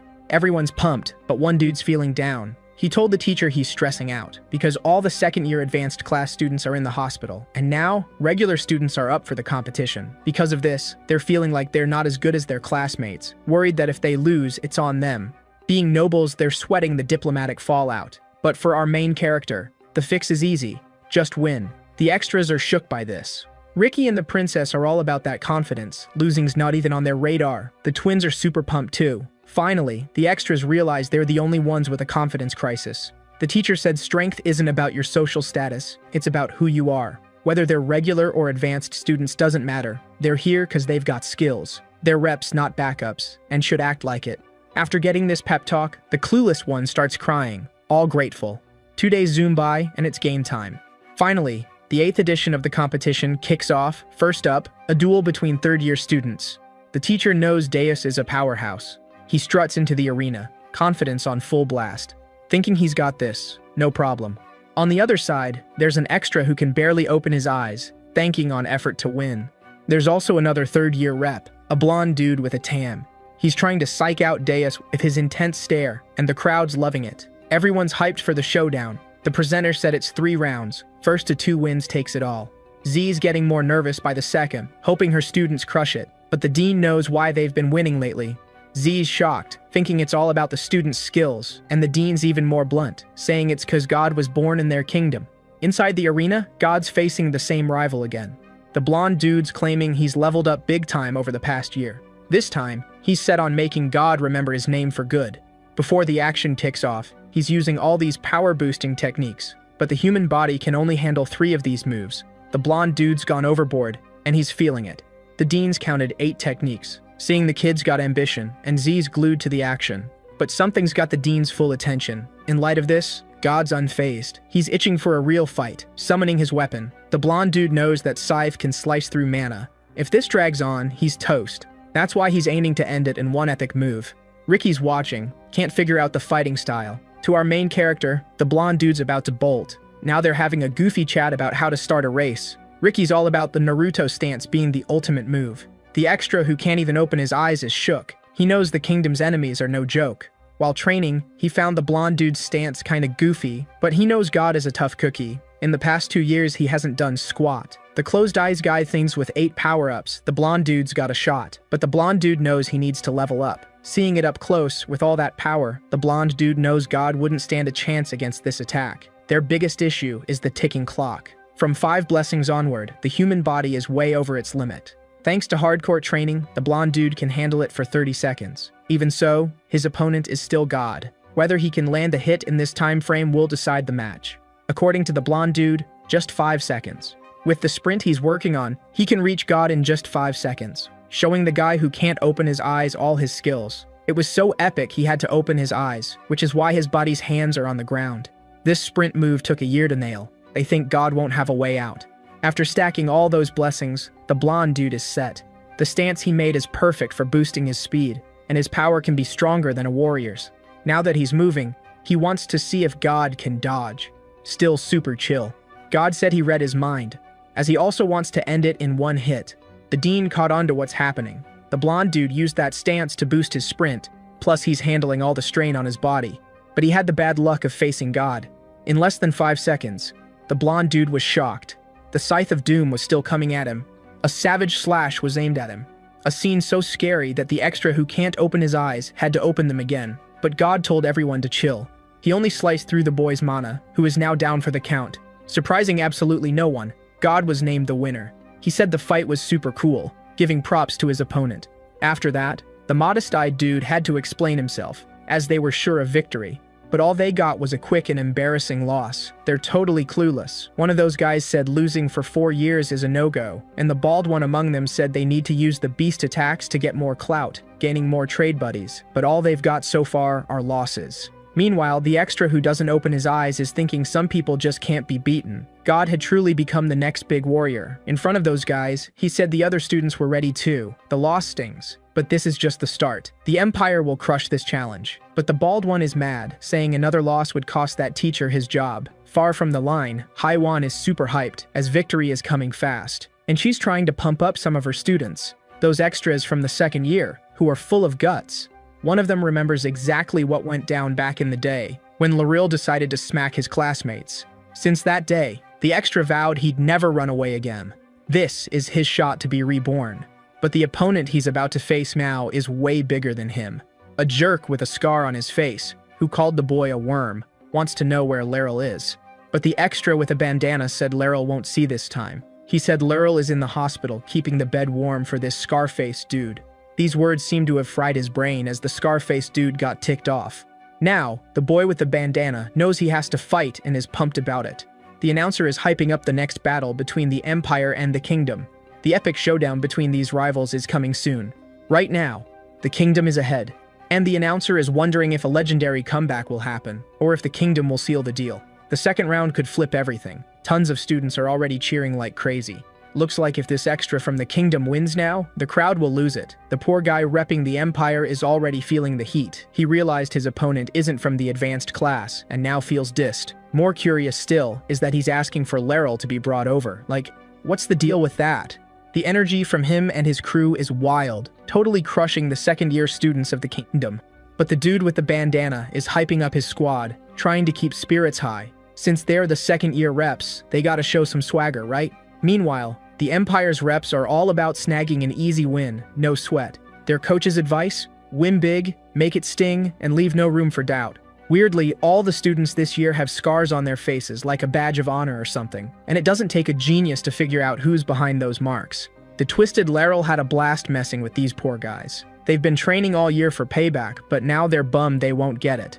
The battle's about to kick off. The Kingdom's extras are all set, ready to rumble. But the gray-haired dude on the other side is not having it. He's super ticked. In a flash, he busts through their formation, no sweat. The Kingdom's students are freaking out, totally blindsided. The gray-haired guy's been prepping all year, needing to reclaim his honor after Laurel's smackdown. Facing a swarm of attacks, he's all, I don't have time for extras. And he goes for the whole squad at once. The bandana guy's already down, like, what just happened? But he bounces back quick, flips to defense mode, ready for round 2. The gray-haired dude's puzzled, like, are these really second years? They're so weak. The Kingdom's team's trying to regroup. Not everyone's down for the count. The Mohawk guy's trying to relay this to his leader, like, we're still in this. When the enemy closes in, he dodges instinctively, totally shocked by his own moves. It's wild how an extra's flexing over doing the obvious. But he figures the gray-haired guy's skills are all about close combat. The Empire's students are itching to jump in, but Coach says, nah, let the captain handle it. Their captain's got this. No backup needed. After hearing his buddy out, the bandana guy's pumped for victory. His crew's not quite feeling it yet, though. Facing just one enemy, they should totally seize this chance. He calls for battle formation number 3, all about those long-range attacks. The gray-haired dude hears this and starts roasting them like, you've got 30 seconds. Bring it. This gets in the Kingdom's heads, confidence taking a nosedive. But their mage, the Mohawk guy, shakes it off, rallying the team to attack. They all decide, let's go full send. Before they can close in, the gray-haired guy stops the countdown. He unleashes his skills, going all out on them, all while the Mohawk guy's just watching, feeling totally helpless. In another blink, the gray-haired dude's zipping across the arena. The magic guy's mind is blown, like, how's he so fast? Still searching for answers, he takes a hit to the gut. Professor Z sees these extras are no match for this powerhouse. Even the dean's not holding out hope, with regular students up against the advanced class. Worried about their safety, Professor Z's thinking of calling it quits, not wanting them to get wrecked. But the dean's got faith in Hyawan's strategy. The trainer's got a plan. Right now, she's watching the battle super closely. The gray-haired guy's hands are already bloody from pounding on extras. He's not holding back, not one bit. But the bandana dude's offline again. Poor guy. After that beatdown, the gray-haired guy hopes they got the memo. Ordinary students can try all they want, but they'll never beat the advanced class. Now they should just admit defeat and beg for mercy. Even though he's beat up, the bandana guy knows he's not strong enough. No matter how hard he tries, he won't make the advanced class. Oh man, he's pulling out the speech card saying everyone thinks he'll lose. But giving up? Not an option for him. He's decided he won't be a coward who bails on battles. In fact, he's leveling up like a butterfly, and if he bails now, he'll totally miss his shot to stop being a wimp. That's why he's never gonna run away again. Alright, dude. Nice speech. Now eat this punch and enjoy your free bone remix. Thanks a lot, silver-haired dude. You're the best. After that, the extra's body bounced around the arena like a basketball. Even so, he got back up. Seriously. It's like this guy's never heard of brain damage. Practically offline again, the dude said he's not giving up. And this is starting to tick off the silver-haired dude, who's now charging up his power in one hand, promising to crush his opponent's legs so he won't stand up again. But before the smackdown could happen, his mana fizzled out, and a quirky dude entered the arena. The Empire kid wants to know what the commoner is doing there. Seems he wants his legs broken too. It's our hero swooping in to save the day. Because the rule is clear, humiliation and smackdowns are his job, no one else's. Because that would be wrong. The poor extra, already offline, looked at our dude with awe. Outside the arena, the extra who can't open his eyes, who's actually the Empire's team coach, told his student to stop. Because all his opponents are already KO'd, that match is done. And that's exactly what the ref does now, calling the end of the battle. Finally, the Empire snagged a win, turning his back on our hero. The silver-haired dude said he got lucky. The girl from his team is hyping up her captain, admiring his mana control. He held back from wrecking that poor commoner. However, his other teammates noticed the captain shook. Still staring at his hand, the silver-haired dude knows he didn't hold back his mana. He's clueless about what happened. Ella was worried about all this, thinking her bro messed up. Beside her, Jade is super impressed. What he saw that day only confirmed his suspicions. The mana of that dude vanished before showing up, a sign that Urian can zap mana instantly. It's a wild ability. Now the hero approached the extra who got wrecked, admiring that he hung in there till the end, saying that kind of guts is worthy of a brave person. Even so, the extra's bummed because he didn't achieve anything at all, even though he didn't bail for the first time in his life. After those words, he hit the ground unconscious. Time to call the medics. These matches were supposed to be chill. Some folks are complaining to the Empire's students. Our hero watches the extra lying on the ground closely. The chubby noble wants to know what young Urian's gonna do now. Our hero said he planned to heal that extra. As soon as he heard this, the chubby noble told him to chill. Thinking that the use of this power is limited, he should save it for the next round. But our hero's really worried about that extra, who got wrecked a lot, got wrecked one-sidedly. Showing a bit of sense, the chubby noble said this competition is a stage to show off the dude's talents. A lot of cash was spent on it. It's up to the med team to handle the injured. Our dude needs to chill. Finally, the extras are being taken out of the arena. The students from the kingdom are watching closely what's going down. And one person in particular isn't happy, Professor Hewan. The poor ones who got wrecked are being treated. But one of the docs noticed that the healing isn't working. Those extras are in bad shape. The other doc said they need to be rushed to the hospital ASAP. Realizing also that the hits they took messed with the healing, the Empire had indeed leveled up. But our hero decided to mess with those guys. The doc said the students were being treated, suggesting the dude step back immediately. Now the chubby noble is freaking out. Meanwhile, Urian said he made a vow to use his powers to save people. As soon as he heard this, the chubby noble started yelling. But it was too late. Urian used his healing on the extras. The doc who saw it from the sidelines was speechless. All those wounds were healed instantly. A miracle went down. He was so mad he tried to hit his colleague, thinking he hadn't been trying hard enough. The princess said she'd be bummed if our hero hadn't done that, as she knows he's a good dude. The girl with a twin sister is also impressed and once again brought up marriage. Even Ricky decided to join them, just to see his classmate totally pushing the idea of dating our main dude. The one still super salty about it is the chubby noble, whining that Urian ignored him.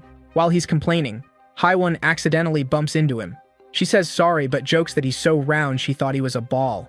Showing a bit of her fierce side, she tells him to scram, only team peeps allowed here. The noble, poor guy, almost freaks out, but still manages to say if they lose, it's the teacher's fault. But she just shrugs it off, telling the Empire to get ready because they're going all in. The announcer catches that, and tells everyone the kingdom's fired up. The Empire's coach is all, "What's that about?" And the one-eyed girl says they're not backing down. She jumps into the arena, with her classmates right behind her. That bald kid from earlier is super nervous, hoping not to get too embarrassed. A quirky dude is wowed by the instant healing and wants to take our hero's power.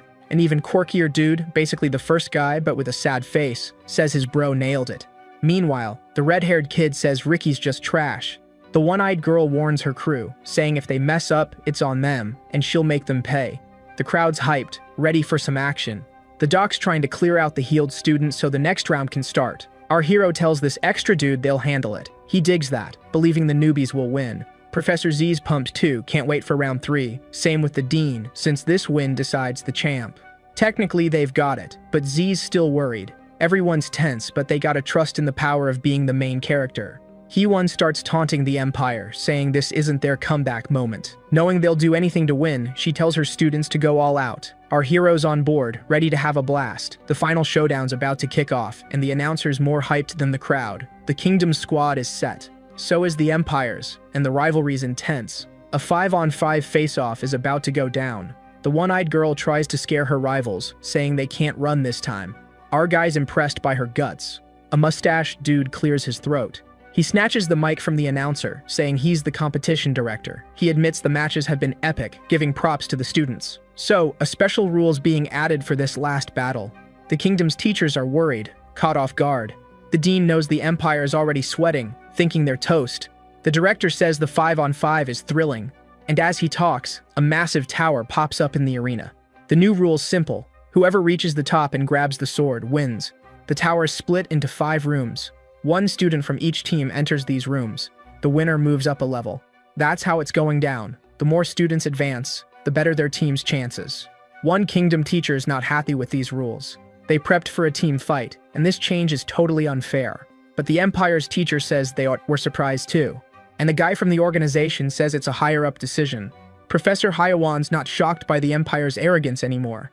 She says the battle should start soon, and the Empire's students better bring knives, because they're gonna get wrecked. With all that confidence, the Empire's reps are getting nervous. Still, they want to see what happens. The final match is about to start. Time for the students to enter the tower. The Empire's reps head in, and so does our hero's team. A glowing door opens up for them. In the Empire's dean's office, a chubby guy's pleased, thinking victory's in the bag. Cause the commoners can only heal, and the twin girls are only strong together. Meanwhile, they've prepped the Empire's students for solo battles. Entering the tower, our boy's eyes are like, whoa, he's gotta figure out what this place is. But then, bam, he spots his opponent across the way. It's that same dude who's always hiding his face. The princess is all, wait, where'd everyone go? She came with her squad, now she's solo. But she gets it, she's gotta beat the one-eyed girl to keep moving. The one-eyed girl's like, pfft, you think you can beat me? Arrogant much? The princess is all, watch this, charging up her power in one hand, ready to show who's boss. Meanwhile, the black-haired girl's not thrilled about being split from her sis. Her opponent's this sadistic dude, which is kind of fair. No one deserves to go bald so young. Still, the black-haired girl's like, I'll win fast, gotta get back to my sis. On another floor, the bald, sad dude's all, no way I'm losing. His opponent's the girl crushing on our hero. She's like, nothing's changing this outcome. Ricky's in this massive room, and he's like, whoa, this place is sick. His opponent's a cocky redhead who just talks trash. Ricky's already thinking he'll win, so he asks if the dude knows where the stairs are. This question totally ticks the guy off. He's like, Ricky thinks he's all that because he's got a spirit pact. Ricky's patience is thinner than a TikTok trend, so he throws the first punch. He's like, dude, you talk way too much. The guy starts squirming, then he's grinning, flames everywhere. Ricky's like, oh snap, realizing his windsword's toast. The dude's like, you're not the only one with a spirit, genius. The redhead's got firepower, ready to spice things up. Ricky's just annoyed he wanted this over quick. The Empire's big guy's celebrating, thinking they've got this in the bag. His assistants are like, yeah, you're a genius, but chill with the self-love. The bald guy's dreaming of humiliating the kingdom. The Empire's coach thinks he's a top-tier analyst, knowing the first year's battle is key. They sent a spy, so they've got all the deets on the enemies. It's kinda cheating, but he's like, whatever. The announcer drops a bomb, saying someone's already climbing the stairs. The Empire's coach is pumped, thinking one of his students won. He's betting it's one of the baldies. He's glued to the gate, but who pops out? Our hero. Thinking he won too fast, Urian decides to chill, so he heads back in. The Empire's coach is like, what just happened? Totally not what he expected.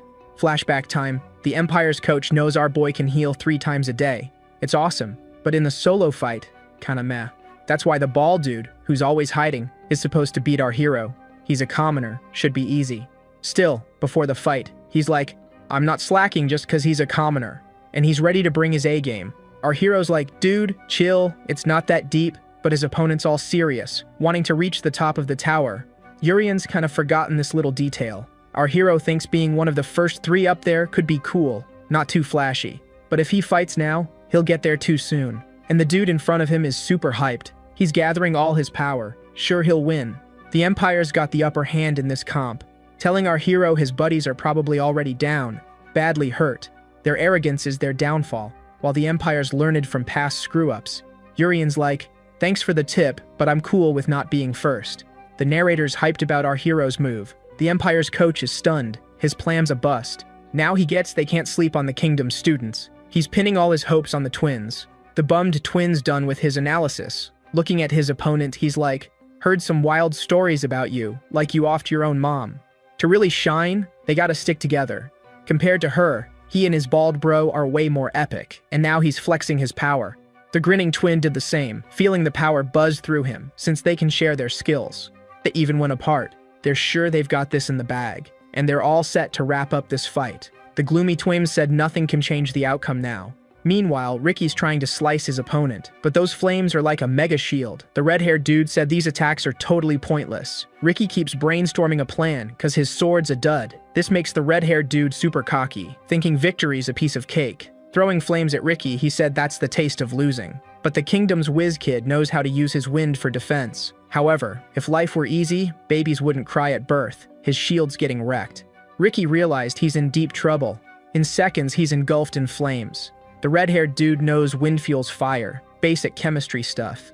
Outside, Professor Z's super worried, clueless about what's happening in the tower. And the headmaster thinks the rule change might have messed with his students. He really wants to stop it and start a legal battle because it's nuts. But what really shocks him is Professor Hyewon's confidence, who told her students to go all out. They can get as wild as they want. Ricky's the first to do it, walking through fire like it's no biggie. The red-haired dude still doesn't get the danger coming his way. Ricky's sword started glowing again with his skills. Zooming fast, he's already behind his opponent. Ready for this, the red-haired dude cranked up his flames, ready to melt even bones. In the heat, Ricky called for help from the mighty wind spirit. But his opponent's still cocky, mocking this power that seems useless. In a flash, Ricky zipped past the red-haired dude, making tons of cuts. That totally snuffed out his flames, and the poor dude's clueless about what just happened. Cause according to his basic chemistry, wind shouldn't beat fire. Remembering the day he told his dad he was picked as the second-year rep, determined to prove the firehouse is the best of all. The dude's dad said that's not needed, cause no matter how hard they try, they can't beat the wind. Of the four powerful spirits, only fire and wind share their power with humans, and the strongest is the wind. The man thinks the fire spirit's not a fan of them.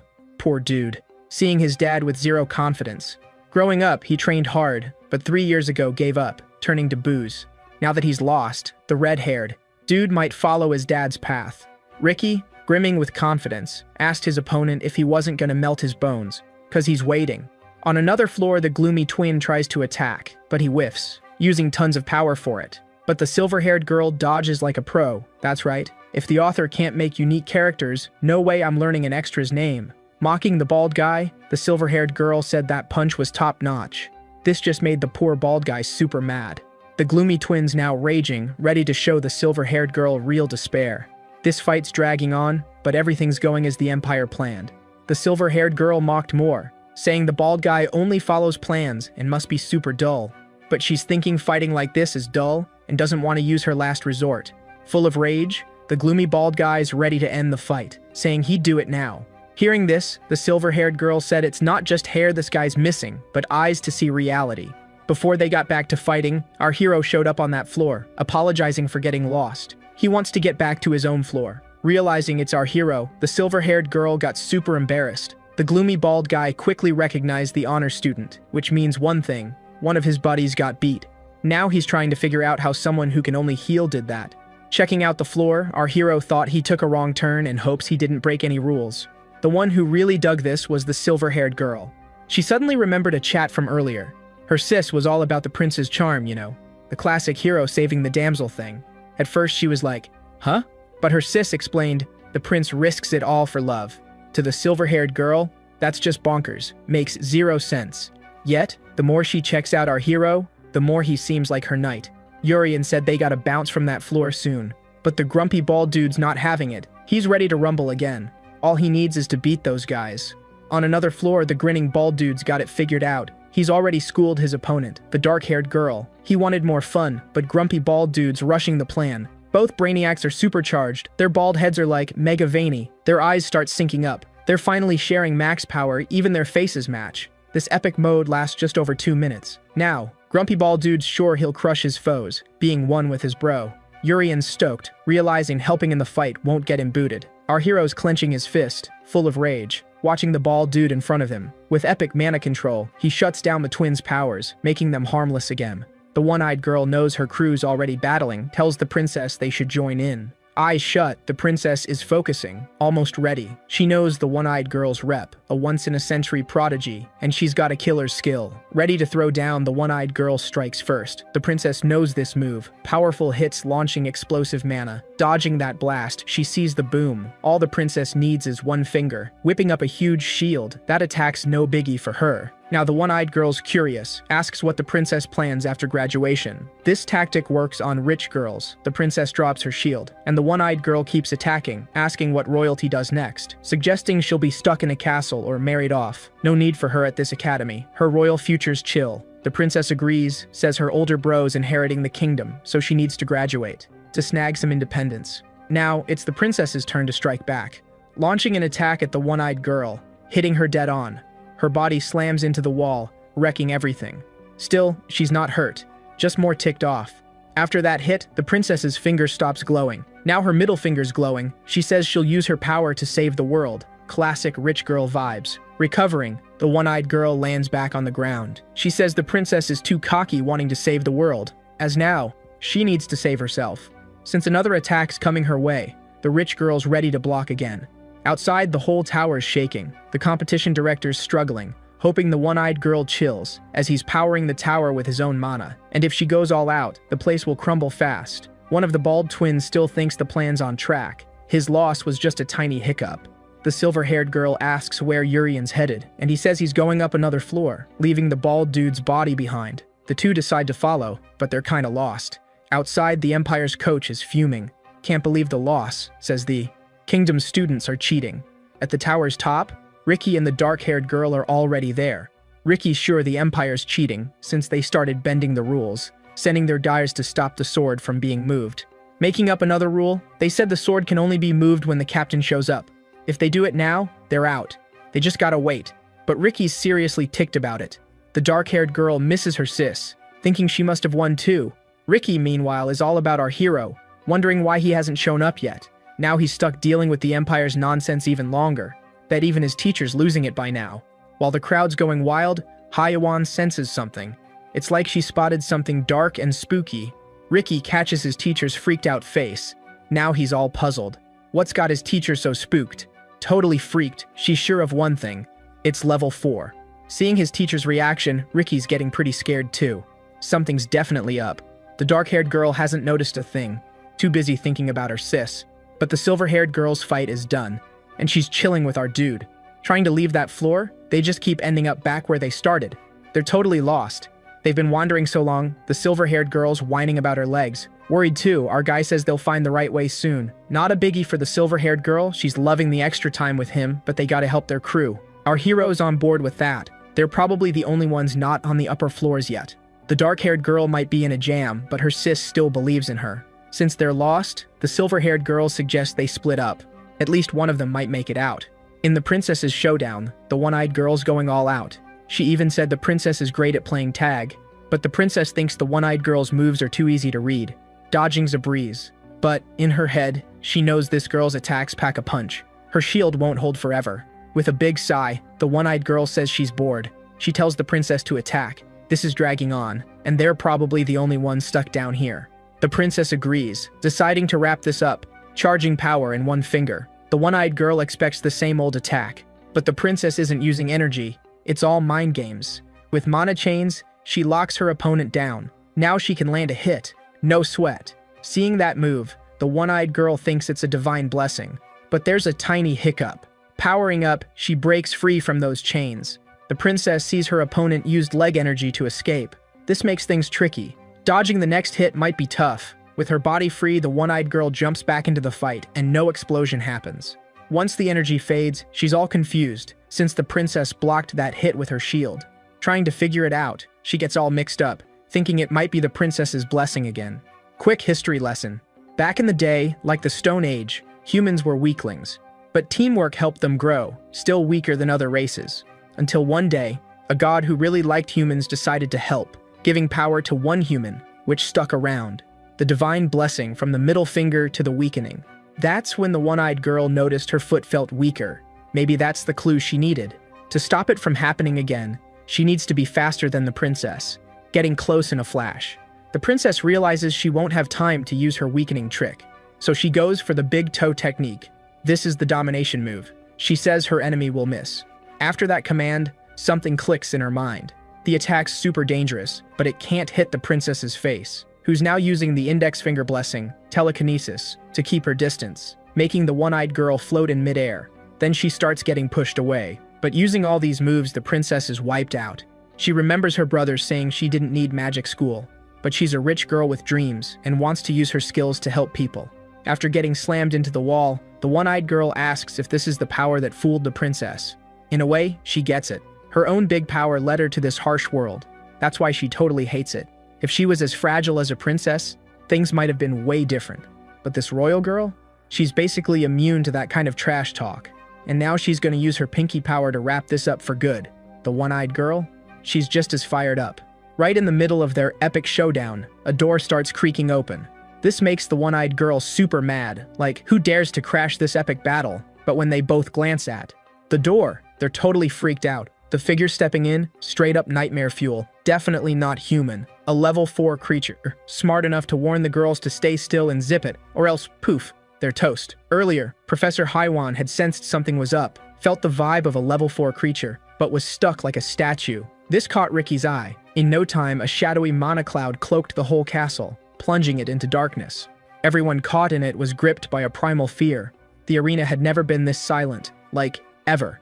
And in that charged atmosphere, level 4 creatures started popping up, ready to bring chaos and fun to everyone. 4 level 4 creatures are swooping down from the sky. Our heroes' pals, totally losing it. The Empire's folks, equally freaked out. Even the background extras aren't catching a break. 2 minutes after Professor Haiwan sensed those creatures, they landed in the arena, right in front of everyone. Ricky, seeing this, felt his undies get a bit too snug. While everyone was frozen stiff, the creature made the first move. The brunette girl saw it, but she was stuck too. They just watched the creature head for the tower door and slip inside. All this went down without a single word from them. Ricky's still piecing together what just happened. Finally, the professor could move, and she headed over to her students. Opening her eyes, she stared right at God. The third-year genius got what his teacher was saying and dashed towards the tower. The boy's gonna use the base entrance. Hee-won's counting on his backup inside, cause outside, she's handling the smackdown. Before the big showdown, a woman appeared next to her. That's Nilly. Seems she and the professor go way back to their warrior days. The mysterious woman didn't expect a reunion and said she was stoked about it. Hee-won remembers her well. No way she'd forget. After a small smile, Nilly asked why the professor let them all bite the dust. Cause they were left hanging on the battlefield. The woman's face started melting, saying she trusted the professor. Neither she nor her crew deserved an end like that. It's all Haiwan's fault. They only died because of her. Now she just carries on, acting like nothing happened. She should meet the same fate. Hee-won was super bummed because she's seen Depression's tricks before. In seconds, that whole dimension started crumbling. The illusion she was trapped in, gone. Grinning, Depression was wowed by this ancient warrior's power, who shrugs off mind games like a boss. Even after slicing her arms and legs, seems Haiwan wasn't thrilled to see her old buddy. And that's no lie, because the teacher's radiating some seriously dark, aggressive vibes.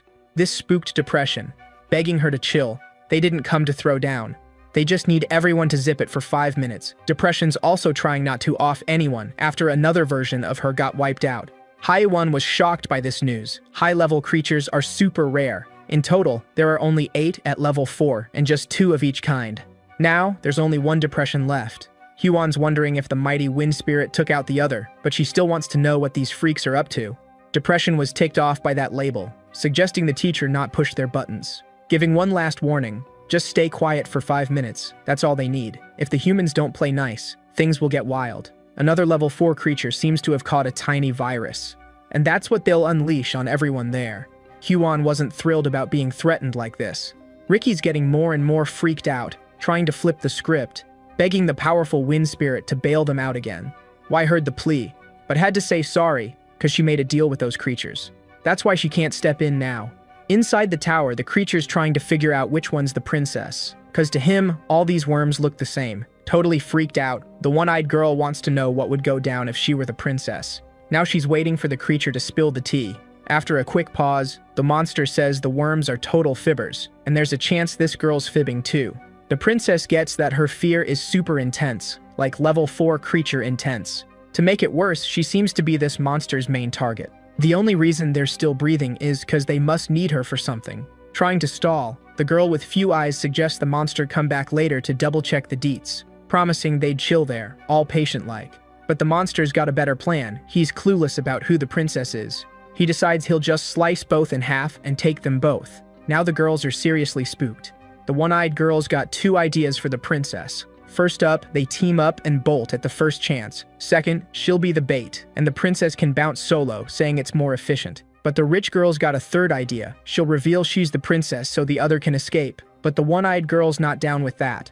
So the rich girl's not running either, she's sticking around. Now they know exactly what's gotta be done. They call a temporary truce between them. Our main dude's still hunting for the right door, and he's getting more bummed out by the minute. Cause he found this massive hallway. The tower is turned into a giant maze, like it's trying to stop him from reaching some secret room. This just makes him even more curious. He's gotta know what's up. So he decides that's exactly what he'll do. The hunt is on. Little does our guy know, things outside are a total mess. An Empire rep's got no clue what's happening, trying to figure out why these creatures are attacking now, after being chill for so long. He knows he's gotta take down the tower and let the knights handle it. But too bad, he's not in charge anymore. The beasts are running the show. The monster inside the tower's losing its cool, launching an attack at both girls, fast enough to catch them off guard. The princess realizes this is mana at its rawest. No way something like this should be so OP. The girl with modest eyes acts fast, scooping up the princess. Time for them to go on the offensive. The rich girl doesn't hesitate, using the middle finger blessing to weaken the enemy. The monster's not fazed by this move. It's not enough to take him down. But the rich girl's got a little surprise. That's not all her move can weaken. Behind her, the one-eyed girl's ready to unleash a savage attack. She's already locked her eye on the target. A huge explosion rocks the room, but all the monster needs is a flick of its hand, and the one-eyed girl knows something's up. Her hand feels super weird. She can't feel her whole arm. With the monster chilling, the rich girl tries another move. She hurls the creature away, buying time to help her new buddy. But the girl who's already lost an eye knows losing an arm in this fight is no biggie. There's something bigger at stake. With their attack power, they've busted a hole in the wall, perfect for a getaway. Before things got hairy, they were chatting about it. Winning's a no-go. They might not even make it out in one piece. That's why the plan's gotta be nailed on the first try. They need to make another exit. The princess must have noticed, but after the monsters showed up, the whole tower's changed. The doors and walls are covered in thick magic. Busting them open won't be a walk in the park. That's why they need to make another door. In the end, it's a bit tricky, but they'll squeeze through the hole and move on to the next part of the plan before the monster's back. But since they wasted time chatting, both their noses are now gushing blood. It's the creature's doing. They popped up to wipe out humanity. It's their life's mission. That's why surviving's pretty much a long shot. Outside, the whole arena's surrounded. The folks inside are frozen with fear. Even the headmaster's stuck. It's probably a mental block. The dark-haired girl gets that the barrier's there to take hostages, stopping Professor Hyawan from going full-on rage mode. She didn't expect these creatures to be so extra. They must have some big plan. Then she remembered what she saw earlier. One of those beasts slipped into the tower. Its target must be on the lower floors. Ricky figures their target is probably the princess, and he's not thrilled about being a hostage right now. He told his teacher there's gotta be something more important than the sails outside. Time for a tough call. What's more crucial for the kingdom? He's ready to take one for the team. Hyewan cut him off, saying he doesn't know her true power. Now he's all kinds of confused, because the teacher started channeling energy into her hand. Depression thinks she ditched her crew, making things easier. Hyewan's selfishness is gonna doom everyone, but she's super annoyed and told the creature to zip it. In seconds, the monster lost its head. Hyewan's wielding a massive sword. Time to take on the next beast, the one that's bossing them all around. Even after the chaos, one monster stays put. Depression gives props to the teacher's strength. She was a warrior back in the day, but she's not at her best, and what she did now might cost everyone's lives. The level 4 epidemic is ready to roll. It's all about wiping out humanity. It was made for one thing, to take out as many lives as fast as possible. Hyewan said they should have brought a level 5 creature because on her watch, nobody's dying. Cuts were made, and the creatures are frozen. The teacher sliced through them, leaving only bits behind. Thanks to this move, something shifted. The students aren't feeling that dread anymore. The dark-haired girl finally got what went down. The teacher's taking out the enemies. Ricky's blown away. She took down 2 level 4 creatures at once, but it came at a cost. The teacher's nose started bleeding. Ricky's super worried about this, while the teacher's trying to pull herself together. Depression grinned about attack. Even though it's strong, That's not true warrior level. With their bodies fully restored, they said she couldn't beat them. This freaked out the dark-haired girl. To heal like that, they must have tons of mana. Hee-won's still ticked off, feeling underestimated because the creatures think she can't beat them. The epidemic said she shouldn't push herself too hard. Instead, she should focus on the side effect and save the people. Finally, the virus was launched at everyone. Inside the tower, the princess is still in deep trouble. She can't breathe, and she's clueless about what's causing it. Her whole body's freezing. Her heart's not working right. The monster in front of her stays still and scary. Totally weakened, the one-eyed girl understood the power of a level 4 creature, especially since the monster hasn't finished them off. They definitely need the princess alive, which is why they're still breathing. Plans need a remix. If no one steps up, the princess won't escape. Fighting this monster is just a dumb move, but this situation made the rich girl mad. She started remembering her childhood days. The kid loved watching her older brother. She wanted to train too, but he thought it was pointless. He just wanted a long vacay, but the princess wanted to learn everything he did. Whether it's epic sword moves or powerful spells, she wanted in. Annoyed, her brother said she should forget about it. No need for the princess to learn that stuff. After dropping those harsh words, the prince went for a bath, leaving a bummed-out princess behind. One of the maids saw what happened and said the prince was just tired. The princess asked if she'd be treated differently if she aced her Magic Academy grades. She's tired of just being a rich girl. She just wanted to feel a bit more empowered, so she could leave this castle and live like a regular rich girl. These honest words got the maid all emotional, who told that little kid she'll reach her dreams, and one day, she'll be the most empowered in the kingdom. But she can't quit yet. The rich girl's path is tough. After that chat, she got another no, and this time, it came from the king himself. There's no reason for her to hit up the academy. She's off to a regular school to get the 411 on how the world spins. But the girl's all about saving people. She's not down with being just another rich kid. The king said everyone's got their own gig. It's not her job to save the everyday folks. Then, boom, the princess drops her ace, asking if the king's saying that just 'cause she's a girl. He had to take a deep breath. To dodge getting roasted, he switched it up. It's not about gender, it's 'cause the princess is weak. If she hits the battlefield, extras will take the L for her. And that's not about saving people. Strength isn't the only way to do what she wants. A chill government can also keep everyone safe, but the rich girl's not vibing with that life. She wants to save people her way, in her rich girl style. Fuming, she said no one's taking the fall for her, not on her watch. Now she's flexing her divine blessing to the max. It's been 2 years since she got this skill, which is why she busted out of her personal bubble. The monster's just there, frozen. Maybe it's shook by the rich girl's flashback. She says again she'll protect everyone with her own strength. With telekinesis, she smacks the enemy's body again. Her goal is to totally crush that body, but it's a heavy load, so she's gotta use the domination move. With 2 fingers, she tells the creature to hit the deck. The request flopped, but the monster had to kneel. With all that girl power, the one-eyed girl shook. This is the secret sauce of a rich girl. The monster is struggling to get back up, but the princess keeps pushing this attack. All she did was make it kneel, and she knows she can't push it further. Finally, the creature gets it. This proud girl, full of internal drama, who's dying to change the world but doesn't get her own reality, she's gotta be the princess. These words left the rich girl spooked. Thinking something bad's coming, the one-eyed girl tried to shield the princess, but the monster's ready to drop another move. There might not be gunpowder in the eyes, but all 3 eyes in this room went boom. The girls are totally blind. The creature finally got that hand, is the divine blessing, and they need it now.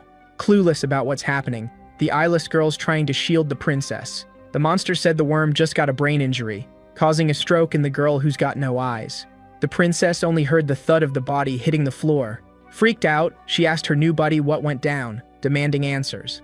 But all that's left in this room is a monster. Now she remembers the king's words. If she ever went to battle, lives would be lost for her.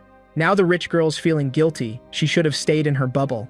If she'd ditched her dreams, everything would be different. In all this mess, even the monster tried to cheer her up, saying death's just part of the deal. Lost in the dark without her sight, the rich girl cries. But then, surprise, her wounds vanished. A dude's voice, full of main character energy, asked if she handled all this solo. Because she's seriously amazing, totally princess material.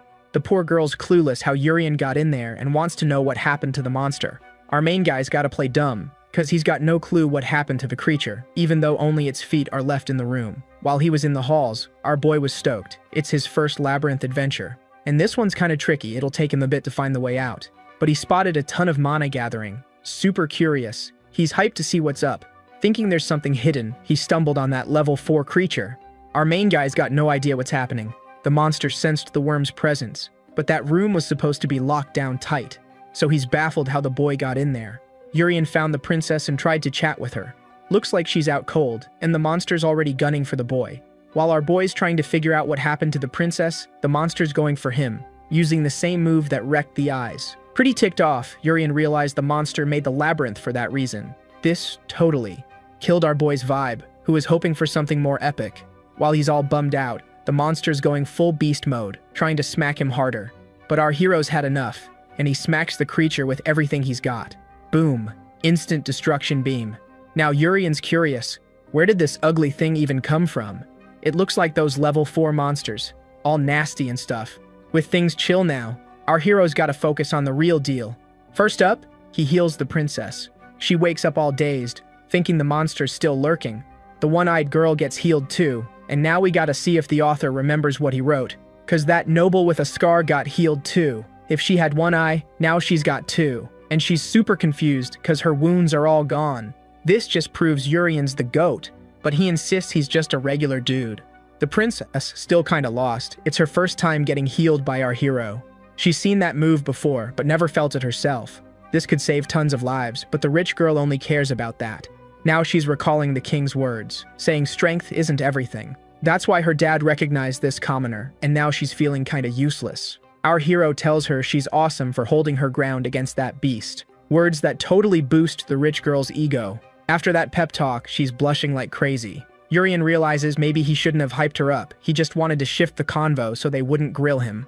The one-eyed girl asks if the princess can use the divine blessing. Turns out she can mix her powers. Now things get weird. That move was within the monster's reach. Why'd it bail? Maybe something more urgent popped up, and our hero's on board with that idea. Still, they got super lucky. The creature must have thought they were toast. Now, they gotta bounce. The one-eyed girl says they can use the exit she made. It's still wide open in the wall, but now there's an even bigger hole, and she's baffled by what could have done that, because she had to hit the wall a bunch. Definitely the level 4 creature's doing. That's when our hero realizes he busted through a mega strong wall. All this leaves the one-eyed girl puzzled, and her head spinning. If it weren't for that epic healing, she'd be toast. And it's not over yet.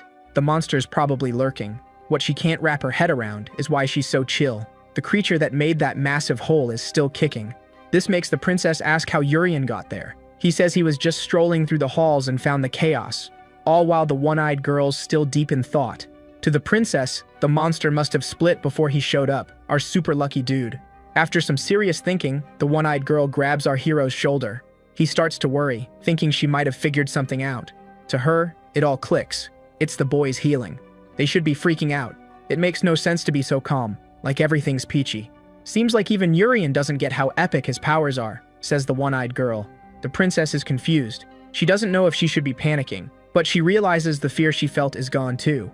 Our hero's healing is next level. Even the mind's fixed. While they're distracted, the one-eyed girl spots something behind the princess. It's that creature that should have vanished. A wave of fear hits them all. The monster tells them to freeze, saying its plan's gonna happen, and everything they've done just ticked it off more. The one-eyed girl jumps back into the fight, but she knows she won't reach the princess in time, who's about to get snatched by the creature. But then, something wild happens. The monster's magic just fizzles out. This makes it super mad, because the worm messed up its plans again. It's our hero who's behind this. When he hit the creature last time, he held back, not wanting to wreck the place, but he was too careful. Now the one-eyed girl's ready to take down the enemy. The monster says their attacks are pointless. Oh man, the one-eyed girl just showed her other eye, and it's red, like super intense, total demon vibes. But then, bam, she starts throwing punches like a human tornado. And suddenly there's this massive energy ball. Our hero's just standing there, totally blown away by her epic skills.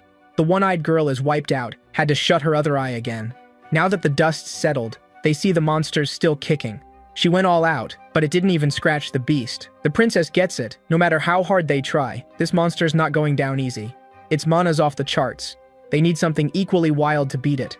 Maybe a healing power that can cancel its attacks, or something.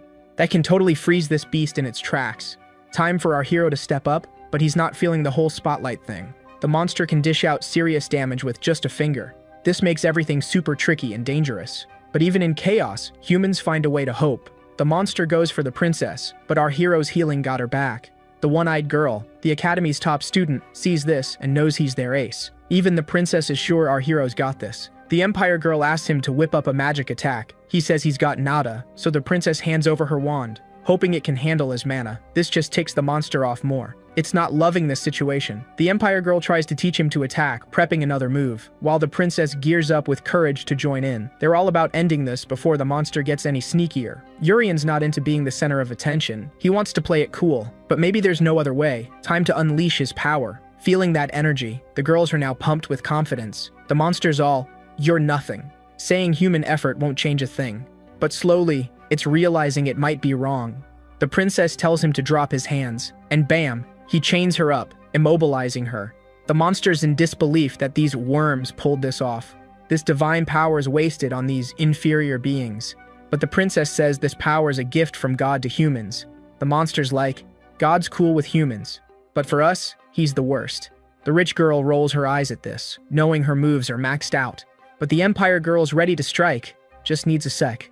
With both eyes open, she's set to unleash something epic. But the honor student needs to jump in too. Time for a team attack. Our hero's gotta show his skills, but he's stuck in a big decision. In this new life, he wanted to be low-key, but now he needs to go all magic. If he's not careful, his plan to stay under the radar is toast. Even with the danger, he's made up his mind and the girls are on edge. He decides to let them down by doing something totally basic. Tossing an energy ball to keep up his average guy act. Back in dodgeball days, he was always out first, but now he wants to change that. The energy ball zooms, smacking the monster's face. A perfect hit. At least he's having a blast. He even managed to control his energy, making it all the more epic. Now he's ready for the next level. Playing it cool, he apologizes for his weak attack, thinking this'll keep his secret safe. He just needs the girls to keep believing in him. But the princess is totally shocked. That energy ball was perfectly round. Not even the kingdom's best craftsman can make something that perfect. Nothing's that round. With today's tech, it's just not possible. Yet, Urian did it with his mana, which is super fluid, always moving, unpredictable. No way he made it that perfect. And to top it off, he threw it too. The Empire girl's impressed, thinking his attack's silly, but the energy ball's still smashing the monster's face, completely wrecking it. The mana ball hit the ground, just chillin' like a regular ball. Its power? Enough to pop a level 4 monster's head like a balloon. The kingdom's been hiding a prodigy, and now his squad's totally mind-blown. Urian told the curly-haired girl to bounce with the princess ASAP. Right after, the monster snatched him by the noggin, slammed him into the floor, turning it into a disaster zone. The shockwave was massive, like a giant sneeze. The girls watching were totally freaked out. He got tossed into the wall, leaving a hole big enough for a new door. Urian's attack nearly wrecked the creature, but the princess, seeing that, was shook. She spotted his legs in the rubble, thinking the worst. No time to chill, the Empire girl grabbed the princess and bolted. She knows this is her one shot to escape. The monster's not having it. He raised a finger, ready to end them, but then thought, nah, let's toy with them a bit. He'll let them think they can escape just to crush their hopes, like he did with the worm now lying on the floor. He'll let them see hope, only to make them beg for the end. But our hero told the creature to chill. They were just having fun. A huge magical energy lit up the room, and now he's rocking his alter ego's armor. He hasn't thrown a real punch yet, curious if the monster can take it.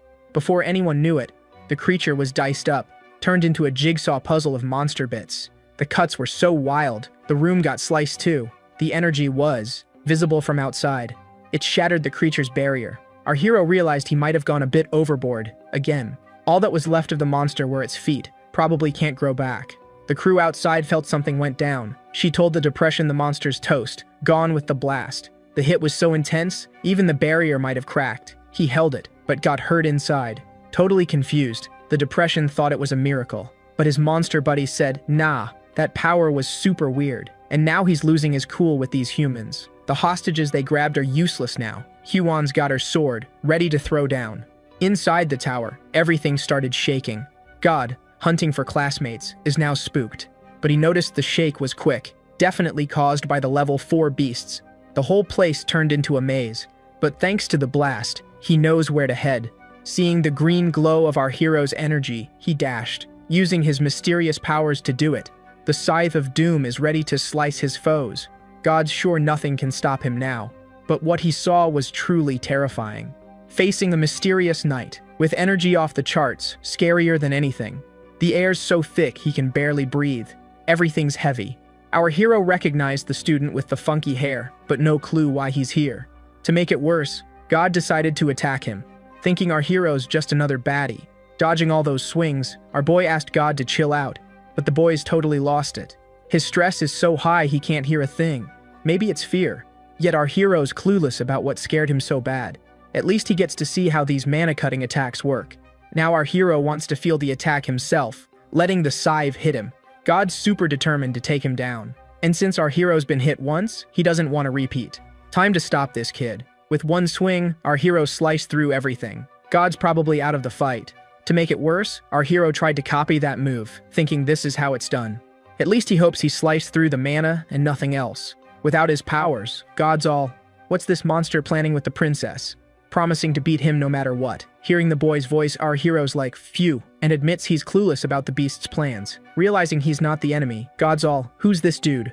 No first-year students got power like that. Our hero dodges the question, just saying he's not the enemy. God's frozen, trying to wrap his head around it. Plus, a first-year stopping his attack? No way. Our hero's like, "Wanna find the princess? Follow the corridor." But God's like, "Wait, this kid's younger than me?" His ego's taking a hit. Then he's like, "Oh snap, it's a beast." The enemy's trying to trick him with a disguise. Our hero's like, "Do these flashy clothes scream costume?" But God's like, "Take off the helmet, prove it." And our hero's wondering why he's so mad. Without answers, God's ready to swing his scythe again. Thinking he's facing the enemy, God's set on ending it. This time, he's going all out with the dance of death. The deadly cuts flying through the air. Our hero's just sighing, watching the move. He's not feeling that cut again. Everything's a blur. God's on the ground, his eyes slowly open, clueless about what just went down. Our hero's still there, asking if the boys calm down. Making it clear, if he was a monster, God'd be toast. And yeah, that clicks. The boys all, "My bad," realizing he messed up. Our hero's like, "No worries, mistakes happen," and tells him to keep going, the princess is close. Now God's worried about this mystery kid, warning about a level 4 creature, but our hero's like, "Already took care of it." God's jaw drops. This has to be a joke. No matter how strong this masked dude is, level 4 creatures are beasts. Totally baffled, he asks if there's a sword mark on his back. Or anywhere. Our hero's like, "Nope." God's like, "Think again. That mark's rare." But our boy's sticking to his answer. God's mind's blown. Can't believe this masked guy's not a warrior. Now our hero's getting confused too. The sword marks for knight heroes, turning them into warriors, passing down power. When a warrior loses their powers, they pass to the next, who gets the mark. It's been 2 years since Hyawan lost hers, and no one's claimed it. Usually it's quick, and humanity's still fighting beasts without a warrior. That's why God thinks he's found him, explaining the boy's strength. The mark's gotta be somewhere. He's like him, "Take off your clothes, let me check." But our hero's not having it. He's like, "I'm no warrior." But this story almost got him. God's like, "Okay, but what's your name?" And he's shocked to find out it's Urium blah blah. Yep, our hero's alter ego's got a rep. With nothing left to say, he's out, and God's like, "Where you headed?" Our boy's like, "Chasing dreams, duh." Outside, the teacher's ready for battle. Depression's trying to bring her down, throwing all sorts of dangerous moves, but nothing's breaking through that sword defense. Depression's taking hits, while the teacher's getting more aggressive. She expected more from this fight. It's like the beasts are thinking of bailing. The dark-haired girl's amazed. Teacher Huan's really owning the enemies. She wants to help, but knows she'd just mess things up. Better off with her sis. Depression's all, "You're too cocky, haven't done squat yet." But in a blink, everything flips. Haiwan lands a brutal cut on the enemy. The creature's in disbelief. Fighting her's a lost cause. She's got the best skills ever, bending space like a boss. If an apple hits the ground and starts rolling, it's gonna end up somewhere, right? To most folks, it's just an apple doing its thing.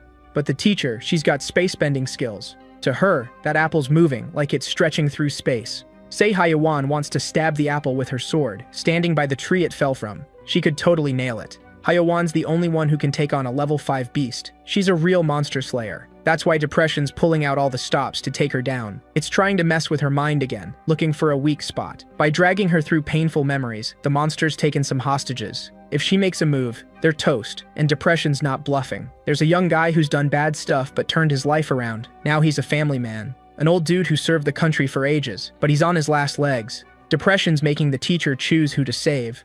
This offer makes her eyes blaze with anger. And things got real when Depression wiped them out on the spot. saying that's the fate of all the hostages here. No matter how tough you are, your mind's always a bit fragile. Depression's banking on Haiwan blaming herself, so she edges closer to defeat. Slowly, people start getting sick. They're coughing up what looks like tomato juice, dropping like flies from the illness. The students watching are freaking out too. They've got no clue what's happening to these folks, but it's the work of another level 4 creature, Haiwan's. Watching, getting more and more ticked off. She used to be the kingdom's top warrior. Now she's feeling totally useless in this fight. Depression's promised to end her soon, showing how easy it is to snuff out human lives. And they won't be beaten by her power. She's not a warrior anymore. All the lives here are on borrowed time now, but Depression hints there might be a way to save them. Huan just needs to chop off one of her arms with her sword. This'll show respect to the monsters, and Depression's hoping she'll go for it.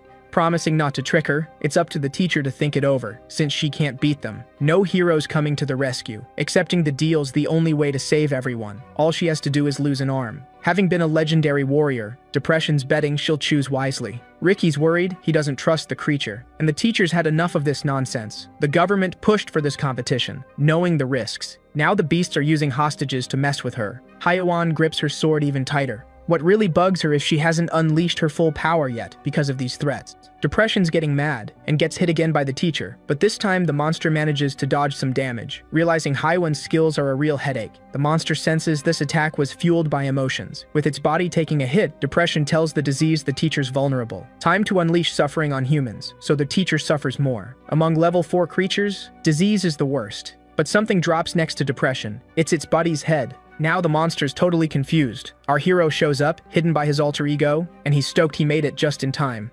Hyun's shocked to see this masked kid. When it was the epidemic's turn to strike, she didn't notice someone sneaking up behind her. It was when she heard our hero's voice that she turned around.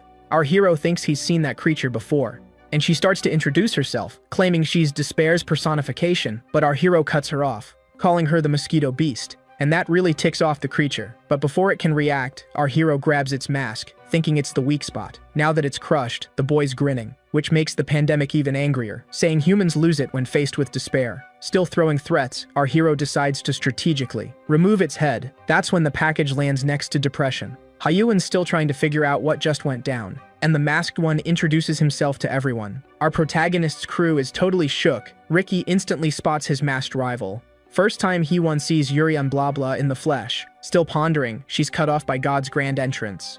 The dude says the tower drama's sorted, the level 4 beast is toast. Our boy knows he showed up just in time, but danger's lurking.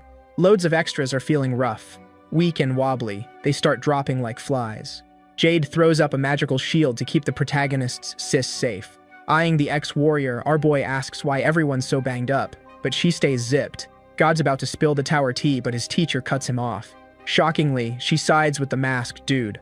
Our boy says they'll chat later, he's got a mission for God now. He needs to zap the mana of all the coffers. The boy's puzzled, using his skills on the crowd, but the masked dude gets the enemy's game, and how this bug's spreading. Normally they'd quarantine, but they're stuck in a barrier, gotta use magic to nuke the evil source. Haiwan's shook, asking how the masked dude knows so much. He's way too familiar with these plague vibes. Our boy says he's been through this rodeo before. But no time for stories, they're on the clock, gotta move fast. Plus, the plague's still kicking, our boy's gotta take it down right. Ricky's freaked, it's like the creature's untouched. Depression, though super beat, is still kicking, tells his buddy to be careful. And once again, poor thing gets cut off. Haiwan won't let this beast stick around. The pandemic's hands are loaded with more virus, launching them at the crowd. Before they hit, the viruses get sliced, stopping the pandemic's attack, which is now super ticked off. Our boy tells the mosquito to quit the nonsense. Time for a real showdown. Unless, of course, the mosquito's a total chicken. The students hear that and think this masked dude's nuts. He's gonna get wrecked. Even God thinks it's risky, because the masked dude's no real hero, ready to jump in if needed. Though he wants to see this guy's true power. Same goes for the teacher. Our protagonist's taunt worked. The pandemic's all eyes on him, and decides to flex a bit. First showed up 95 years ago, in a massive city with 6 million peeps. The pandemic loomed over them all. The ruler's call was to torch everything left of it. That plan saved the city, but the price was steep. Only 100,000 survived. Highest death toll ever. Feeling that power, the students feel the pressure, because that energy could wipe them out in a snap. God sees the pandemic's hands merging. Haiwan, once a warrior, knows this is bad news, but she needs to focus on Depression, still alive in the chaos. The power to end everyone is now aimed at just one. The pandemic's proud, it could take billions. Our protagonist says the enemy's too loud, like an annoying mosquito. Getting more ticked, the pandemic gives a final warning. The boy's just a bug and sends its giant hand at him. The masked dude doubts the hand's power, so he decides to play rock, paper, scissors with it. The pandemic's slow to catch on, but its giant hand gets sliced, split in two by our protagonist's power, who keeps blasting energy at the enemy, slicing its main body too. As scissors beat paper, our boy thinks he's won. His energy cut shatters the barrier again, leaving the pandemic's body in two. Everyone's stunned. One hit took down a level 4 beast. Our boy's hyped about his win.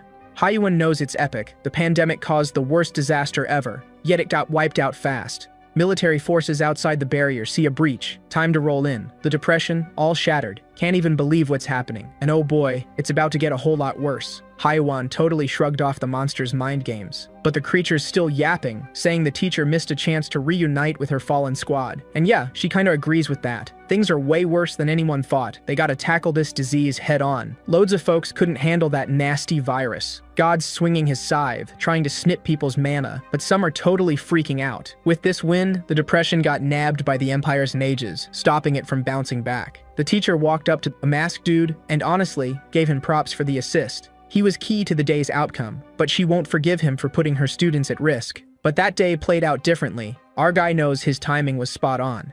He also said the teacher's being dramatic. Haiwan could have handled those baddies solo. She's keeping her real power under wraps. Those words left Haiwan feeling pretty chuffed. But she's sure with her current power, she couldn't win and save everyone. Our hero won't ask why she's hiding her skills. He's in the same boat. Before bouncing, the teacher said she's got one more question and could help him out if he's honest. Our guy said no one's judging him, cause he's gonna vanish again. Then, Haiwan unleashed her epic power, thanking him but not letting the masked dude leave. Our hero, staring at her, told her to remember something important. He's the new hero in town, and he's all in on this gig, cause he's all about justice. Poof, he disappears right in front of everyone. While the Empire's soldiers are shook Haiwan, but she had to keep her cool, letting a few slip away this time. Yet she's super curious about who this masked hero really is. Back in his student gear, our hero returned to the wreckage. Everything went just as he planned. He's sure everyone still thinks he's a weakling, since he couldn't even pull off a basic spell. Plus, he showed up as his alter ego, saving the day from a huge mess. He'll definitely be overshadowed by these moves. All he needs to do is chill in the rubble until the rescue squad shows up. Our guy placed a big rock over himself, leaving just his legs sticking out. Finally, things settled down. After 2 weeks, the competition hit pause. Still, everyone's partying over what went down, especially the Empire folks, who are hyped about beating the level 4 beast. The red-haired dude's munching on some grub. With him is that extra who hides his baldness. They're amazed by the people's joy, even after the chaos. The bald dude said it's fair. A level 4 beast got wrecked. And yeah, the red-haired dude's on board with that too. But those who were in the thick of it seem pretty shaken. Another thing the red-haired dude can't wrap his head around is why the kingdom's students are still hanging around. Among them, one caught his eye. That foodie also faced the beasts, and he's talking about our hero. She's with her bro, bringing more meat for him to chow down. She heard the dude was stuck in the rubble during the attack and is glad he's okay. Our guy said the feeling's mutual, but he's too busy with the food. Trying to keep his cover, he started whining about being useless. He tried to cast a spell, but it flopped big time. His sis said he should chill out, suggesting he get back to munching. Since they used to be broke, they grab every chance to scarf down free food. The red-haired dude noticed they have zero manners. That's why they're commoners. Only then did he realize the bald dude had faced our hero, wishing he had that chance. Thinking it must have been a breeze. Totally shocked, the bald dude said it was smooth. But honestly, he can't even remember how he lost. Spreading word he got beat by a commoner could be tricky, so he's keeping it hush-hush. The one-eyed girl found her crew. She knows the honor student reached the tower's top and thought the bald dude was seriously hurt.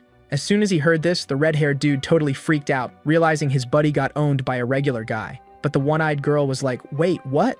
She was sure the honor student was the kingdom's top dog. He smashed a 4-star creature's face with his skills, so it's wild the bald dude's still kicking. Now he switched it up, from losing to a regular guy to getting beat by the kingdom's gym. Smart move, dude. But the red-haired guy is still struggling to wrap his head around it, cause he's stuck on our hero being just a regular dude. He started finding it all kind of funny, saying his friends are cracking epic jokes. He said they all saw the spy's report, and that guy's just a regular dude, nothing more. Calling him the kingdom's strongest is just comedy gold. But the one-eyed girl isn't sure if our hero's hiding his true power, but she's got one thing down. He's got magic skills way beyond just healing. And she's saying this because she saw with her own eye when our guy used some crazy magic to smash that level 4 creature's head. This info's got the red-haired dude sweating a bit. The girl started mimicking our hero's reaction, super over the top, making it seem like his attack was weak. Even the red-haired dude was like, "That's just silly talk." But for that girl, it was clear he wanted to keep it all hush-hush. After hearing all this, the bald dude thought the kingdom might be cooking up some secret war tech. That's why the one-eyed girl was worried about the bald dude, but she's glad he's still around. Now, knowing the truth, the bald dude's seriously impressed. Relying on his own skills, he's sure he gave it his all. But, truth is, he's just winging it. He can't remember squat about the fight. The red-haired dude started roasting the bald guy for getting beat. But he's curious who'd win in a showdown, the kingdom's prodigy or the one-eyed girl. Cause he thinks without the eye patch, the one-eyed girl levels up, being a once-in-a-century genius. Even after all the hype, the girl kept it real. She thinks she'd last maybe 10 minutes tops before getting wrecked. Now the red-haired dude's all hyped. He can't believe our hero's that strong. His reaction was so extra, it freaked out some ladies walking by. And the girl went further. In a no-rules duel, she'd be toast in under 3 minutes. The scene's so intense the bald dude said they should thank the beast for dodging a total wipeout. Wrapping it up, the girl told them to keep it on the down low. There's gotta be a reason for the secret, and she wants it that way. That's when she heard our hero's voice, calling for the eye patch girl, who instantly freaked out. Our hero's stoked everyone's okay. Little does he know they're all spooked. The girl said she'd show her thanks properly when she could, cause she knows our guy helped save the princess. But he said it's cool, he's just glad everyone's safe. Trying to chat, he asked what they were talking about. Panicked, the dude said they were just munching on food, nothing else. Urian was super surprised by that answer, but then someone started yelling. A person hit the ground, looking real sick. She's coughing up blood. That dude's allergic to booze, but he keeps chugging it anyway. Freaked out, his buddy called for a duck, clueless on what to do. All this while the extra situation got worse. Our guy watched closely while munching on strawberries. Getting closer to the sick dude, he used his healing, but the guy tried to shove him away, thinking he'd mess things up. In seconds, the dude who was almost a goner was back to normal. Feeling great and refreshed, he asked for more drinks to keep the Empire's victory party going. Seeing that instant healing, the Empire's students were even more spooked by our hero's power. For the one-eyed girl, it's seriously mind-blowing. She watched closely as our hero acted all chill. Urian said a real mage needs to learn attack spells, saying he's kinda lame. The one-eyed girl felt tested and said if our hero keeps practicing, he'll get way better. Urian really dug those words and thanked her for the advice, thinking his plan's totally foolproof. In the streets of the Empire, everyone's partying like it's the best day ever. A girl with long blonde hair is just chilling at the window, watching it all. She's with the Knight Commander, saying it's kind of funny. They got attacked by beasts, but everyone's throwing a party. Kaiba's all, "Well duh, we won." Celebrating's good for the vibes, but the blonde girl still thinks it's a total laugh. Cause the Emperor's a total goof. If she'd been in the fight, no one would have gotten hurt, and people wouldn't need to be fooled like this. The Emperor gave the immortal title to 4 people. One of these immortals is Sekra of the Spring, the blonde girl who's complaining. Kaiba's saying the whole thing's a big mess. No one saw 3 level 4 creatures coming. Maybe Huan's presence made them too cocky. Sekra's not a fan of our teacher, and since she heard the rumors, she's super curious about Urian Blabla, the mysterious masked dude. She wants to know if he's the next hero, but nobody's got the deets yet. Kaiba's worried, cause they don't know if he's a buddy or a baddie. Behind those doors, they're definitely chatting about this. The attack that day is one of the wildest in history, right in the Empire's capital. A topic like this can't be ignored. It's bigger than the creature threat, cause it showed they can pop up anywhere, anytime. That's a major freak out for everyone. An emergency defense council meeting's going down to chat about this. The Emperor of Bahan's hosting it. His name's Zini. The king's there too, saying humanity's gotta team up to beat this danger. The Pope of the Sacred Nation got the invite too. A military bigwig there said it's a big deal. He's the president of a republic. Kicking off the meeting, the Emperor said they're there for all of humanity. Their choices and actions could shape everyone's future. So the main goal's gotta be keeping peace and good vibes. With that, the military president wants to speak first. Saying his nation is declaring war, the beasts hit the Empire and the kingdom, 2 big shots. Basically, humanity can't stop these creature invasions anymore. Even though the Empire snagged one of these beasts, they're definitely coming back. So, his nation's going all in on war against the beasts, putting all their military muscle into the fight. He thinks that's how they'll keep people safe.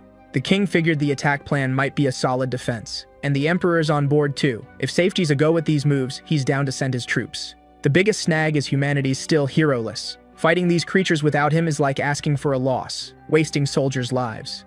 The war's wear and tear could be a killer later, and even Haiwan, the top warrior ever, couldn't beat a level 5 creature. It's tough to think regular soldiers could do much, said the king. Then the Pope decided to clasp his hands, grabbing everyone's attention. He said in times like these, prayers are super important, because he thinks the only way to save humanity is waiting for God's help.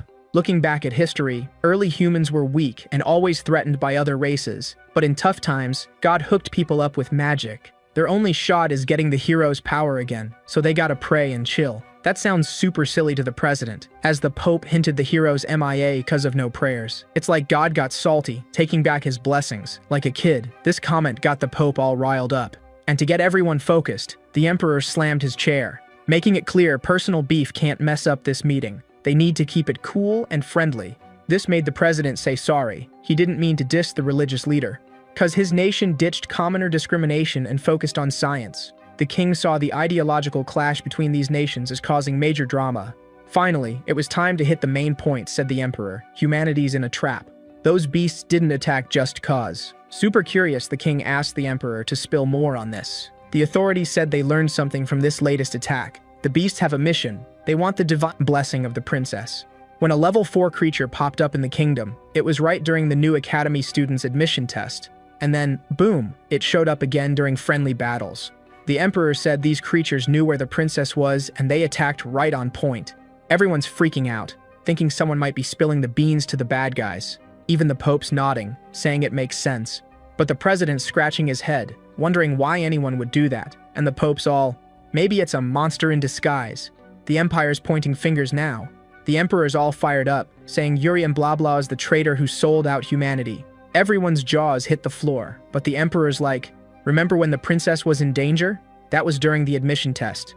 The emperor is saying Yuri and blah blah put her in danger, and every time he shows up, trouble follows. But the president's confused, because he heard Yuri and blah blah was key in the last win. The emperor's like, think harder. The princess got saved by the one-eyed girl, while the empire's troops were about to smash the magic barrier. If Yuri and blah blah's a real hero, why is he hiding? The Pope's heard from other religious folks that Yuri and blah blah's power is kinda sus. No way he's human. And it's a joke he calls himself Justice, cause only God gets that title. The king's sure the Pope's a total weirdo, a religious dude with a twisted mind full of biases. Wrapping up, the Pope's saying Yuri and blah blah's a threat to humanity and wants him gone. Plus, there's another thing he wants to chat about. The creatures want the princess's blessing, and she was sent by God, so the holy nation wants to protect her personally, promising top-notch hospitality for the royalty. The king's eyeing this nutjob closely. He thanks him but says, nope, the princess stays in the castle with Hwan. Trying to score something, the Pope asks for our main guy to be an exchange student in his nation, cause his healing skills are lit, and the religious folks think it's another God-given gift. They're keen to study it, but the king's like, gotta talk to the council first. The meeting dragged on for days. War got declared, and the army's recruiting folks now. Some soldiers roll up to our main dude, telling him he needs to do a 2-week training to be an army reservist. Our guy's like, is it so bad you need kids? The soldier says he'd be a junior candidate. They're just scouting for talent. No kids in battle. And, ripping the paper in front of him, the soldier says our guy won't be joining, cause that squad's only for the best. And the dude noticed something. He says our guy doesn't meet the basic criteria cause he's a commoner. This info's going to his bosses, which makes our guys super happy. Even a soldier thought his chill vibe was odd, but Urian never wanted in. Now that they're thinking less of him, things are looking up. Our video ends here. If you liked it, leave your like. See you next time. Bye bye.